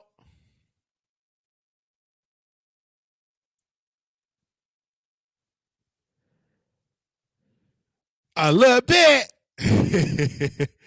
You don't need alcohol. Okay, a little alcohol. A little alcohol. I just drink it because I have a little company over and I just do that, chap. But let me tell you a little story time. Okay, let me see if he want to come on. Hold on. Because y'all get mad when they get company. So I'm getting up my company after I do the show. Did I? Because if he would have came over, I probably wouldn't have did no 3-hour show. I probably wouldn't have did no 3-hour show.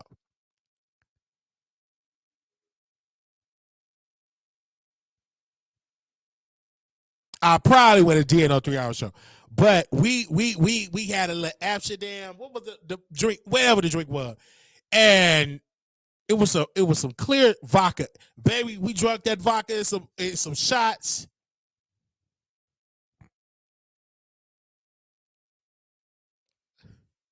We drank some vodka shots, and let me tell this little story.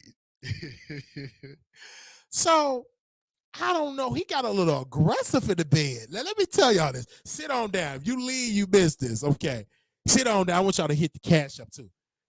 So we drinking alcohol, whatever, drinking shots, and I'm getting turned on a little bit. He getting turned on. So I'm starting, a little sloppy toppy. And he want to choke me, slap me. Like, he get really aggressive in a bit. I'm like, wait a minute, player, I am not a beta. Okay? No, I'm not a beta. All right? And so it was too much. I'm like, hold up, player, hold up. I'm not a beta. So we get out of it. So it was fun. We had a good time. We was watching movies. It was a beautiful conversation having it with my friend. It was a beautiful conversation. I mean, slapping me. He was slapping me on my butt cheeks, and I was like, I was getting kind of turned on by the way. Okay, I was turned into a little woman. Anyway, but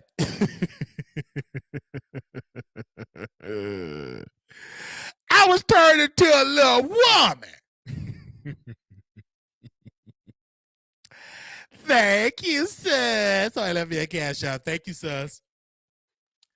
Okay. Hello. Hey, what's up? I'm still. Well, I'm still alive. I'm still alive, but I'm pretty much done. They wanted to hear your voice because I said he's the top bar. But anyway, I'm sorry.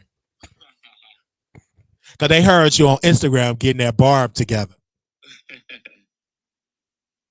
That's funny. You swear you didn't put me on live on though. You said what? So you swear you didn't put me on live? No, they can't see your face, sir. We was on IG. They just heard your voice. Yes. No, my sister, she about to have the baby. Oh, congratulations! Yeah, so let me call her back because she's at the. Well, I'm gonna call my aunt back. She's at the hospital with her. Okay, do you want to come over here so we can kind of like go over baby names? Sure. You sure about that? Get me off your live. Bye. All right, bye. All right, bye. Okay. Ooh, I love him. He brought the beta. Wait a minute, player. How y'all coming and how y'all convert? He's sloppy. It's not like a bad domestic type of. It's like a little tabby. You know what I'm saying? Slap party part two. Slap party part two. I gotta clean up this house, y'all. So let me clean up. But shout out to Maria for the cash out. They said, yeah, you know what I'm saying? And but yeah, they said you don't hardly have no female. It's hard to find females. What can I find them? I don't see no holes on the street. It's hard. La Maria, what app should I go on? Can y'all tell me the app? How can I get females? Like, it's so easy for males. Maybe I need to. I was flirting with one female on Threads, and then some of y'all on my Threads, you so confused. Pick a side. I think Zadon said with them bad notes he be having singing. No, I'm just joking, Zadon. But Zadon, yeah, up in my chat. Like, Zadon, why did you have to say that? Did she respond to me? Let me see. She didn't respond to me. Anyway, because I wrote on my Threads, I said, I just want to settle down with this woman, but she's always busy with her kids, but I don't want to be no stepdaddy. I just want her and me to be together. So I really be going in on my Threads. Now stick with the man's. That's what you prefer. No, I don't prefer. Listen, you tried that. No, I'm gonna try the ladies. Okay, I'm gonna try. I don't want me a freak type of lady. You know that don't mind. You know, playing around. And I was watching Angela Yee, and the guy was like, "Yeah, the lady, she like to go back door. She want me to go back door all the time, and she don't want me to do front door." And they was like, "Does she have a vagina?" She said, "Yeah." I said, "What's the problem? Maybe she like it back there. Who cares? What's the problem? I want a female that's real nasty, that don't care. We can bring, we can have fun in the bedroom. You know what I mean?" So I would love to, not y'all because y'all Christian. Y'all don't like men that dealt with men. So y'all stay right there, and I ain't talking to y'all. I'm talking to the freak producers. If you a freak, say I'm a freak. I'm talking about freaky. Baby, you get it in the bedroom. Okay? Now, some of y'all saying that, well, if y'all see me in person, don't let me come to Baltimore. Okay?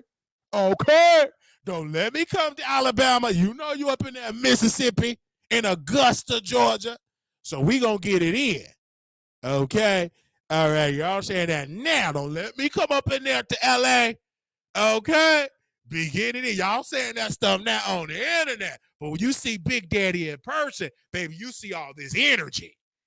Oh, you better ask Aaliyah TV. Is she up? Where's Aaliyah up? Where's Aaliyah at? She up? Let me see if Aaliyah up. Aaliyah, you here? Aaliyah TV, let me call you, honey. If you up, baby. I don't know if she up. I will call Nate, but he ain't gonna do him to make fun of that pork chop.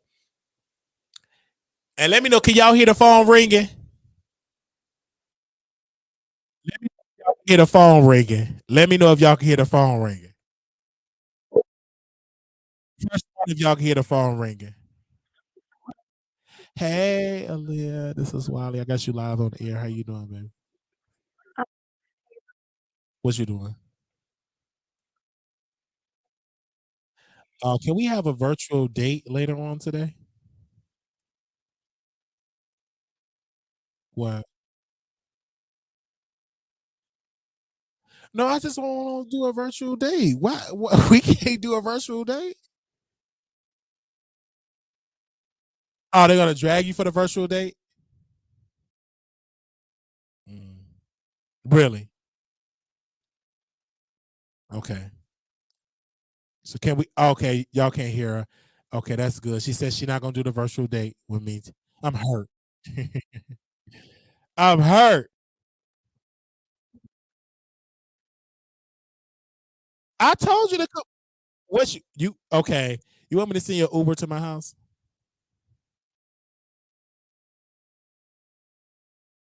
Really? You already took you a pill, a sleeping pill? Mm-hmm. Oh, I'm so sorry to hear that. Yeah. Yeah, I told you I'm trying to get that sleep back right. Oh yeah, you did tell me that. I'm sorry. You did tell me that. So, you know, we're gonna do a virtual date tonight. So get you some sleep, and then it's gonna be me and you time. Oh my God. What's the problem? I don't know. I just, I heard that.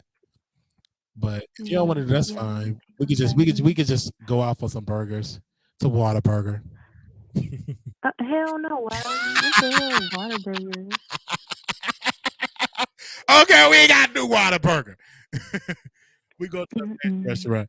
But thank you. I'll get you some sleep. I'm sorry to interrupt you. Okay, you're fine, Wiley. All right, Okay, bye-bye. bye. Somebody said, see, Wiley, you should have called her earlier. You could have put her to sleep. You tried it. All right, y'all. Thank y'all so very much for tuning to the best show on the internet. Baby, we got into some things today. Okay? Now, y'all have a good one. I may take a couple of shots. I may take a couple of shots. And we're gonna have a good time. I'm a social drinker. I'm a social drinker. And it's the weekend, you know. Just got paid. It's Friday night. So, you know, I just got, you know, it is what it is, y'all. But I do want to have a good time with y'all. Okay. Thank you all so very much today. See Wally. Okay. Yes. Hey, Sam. Sam in the building. I haven't seen Sam in a long time. Me and Sam go way back. Sam, can you say hello to the people, Sam? I don't know if y'all heard the callers. I'm so sorry y'all couldn't hear the callers. But thank you. Sam been following me for a long time. We go way back. Me and Sam go way back.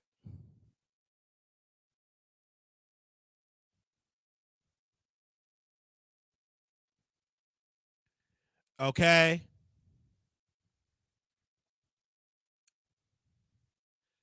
Me and Sam go way back. Thank you so very much.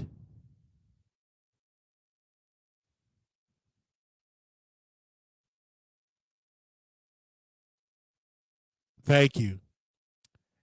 Me and Sam, we go way back.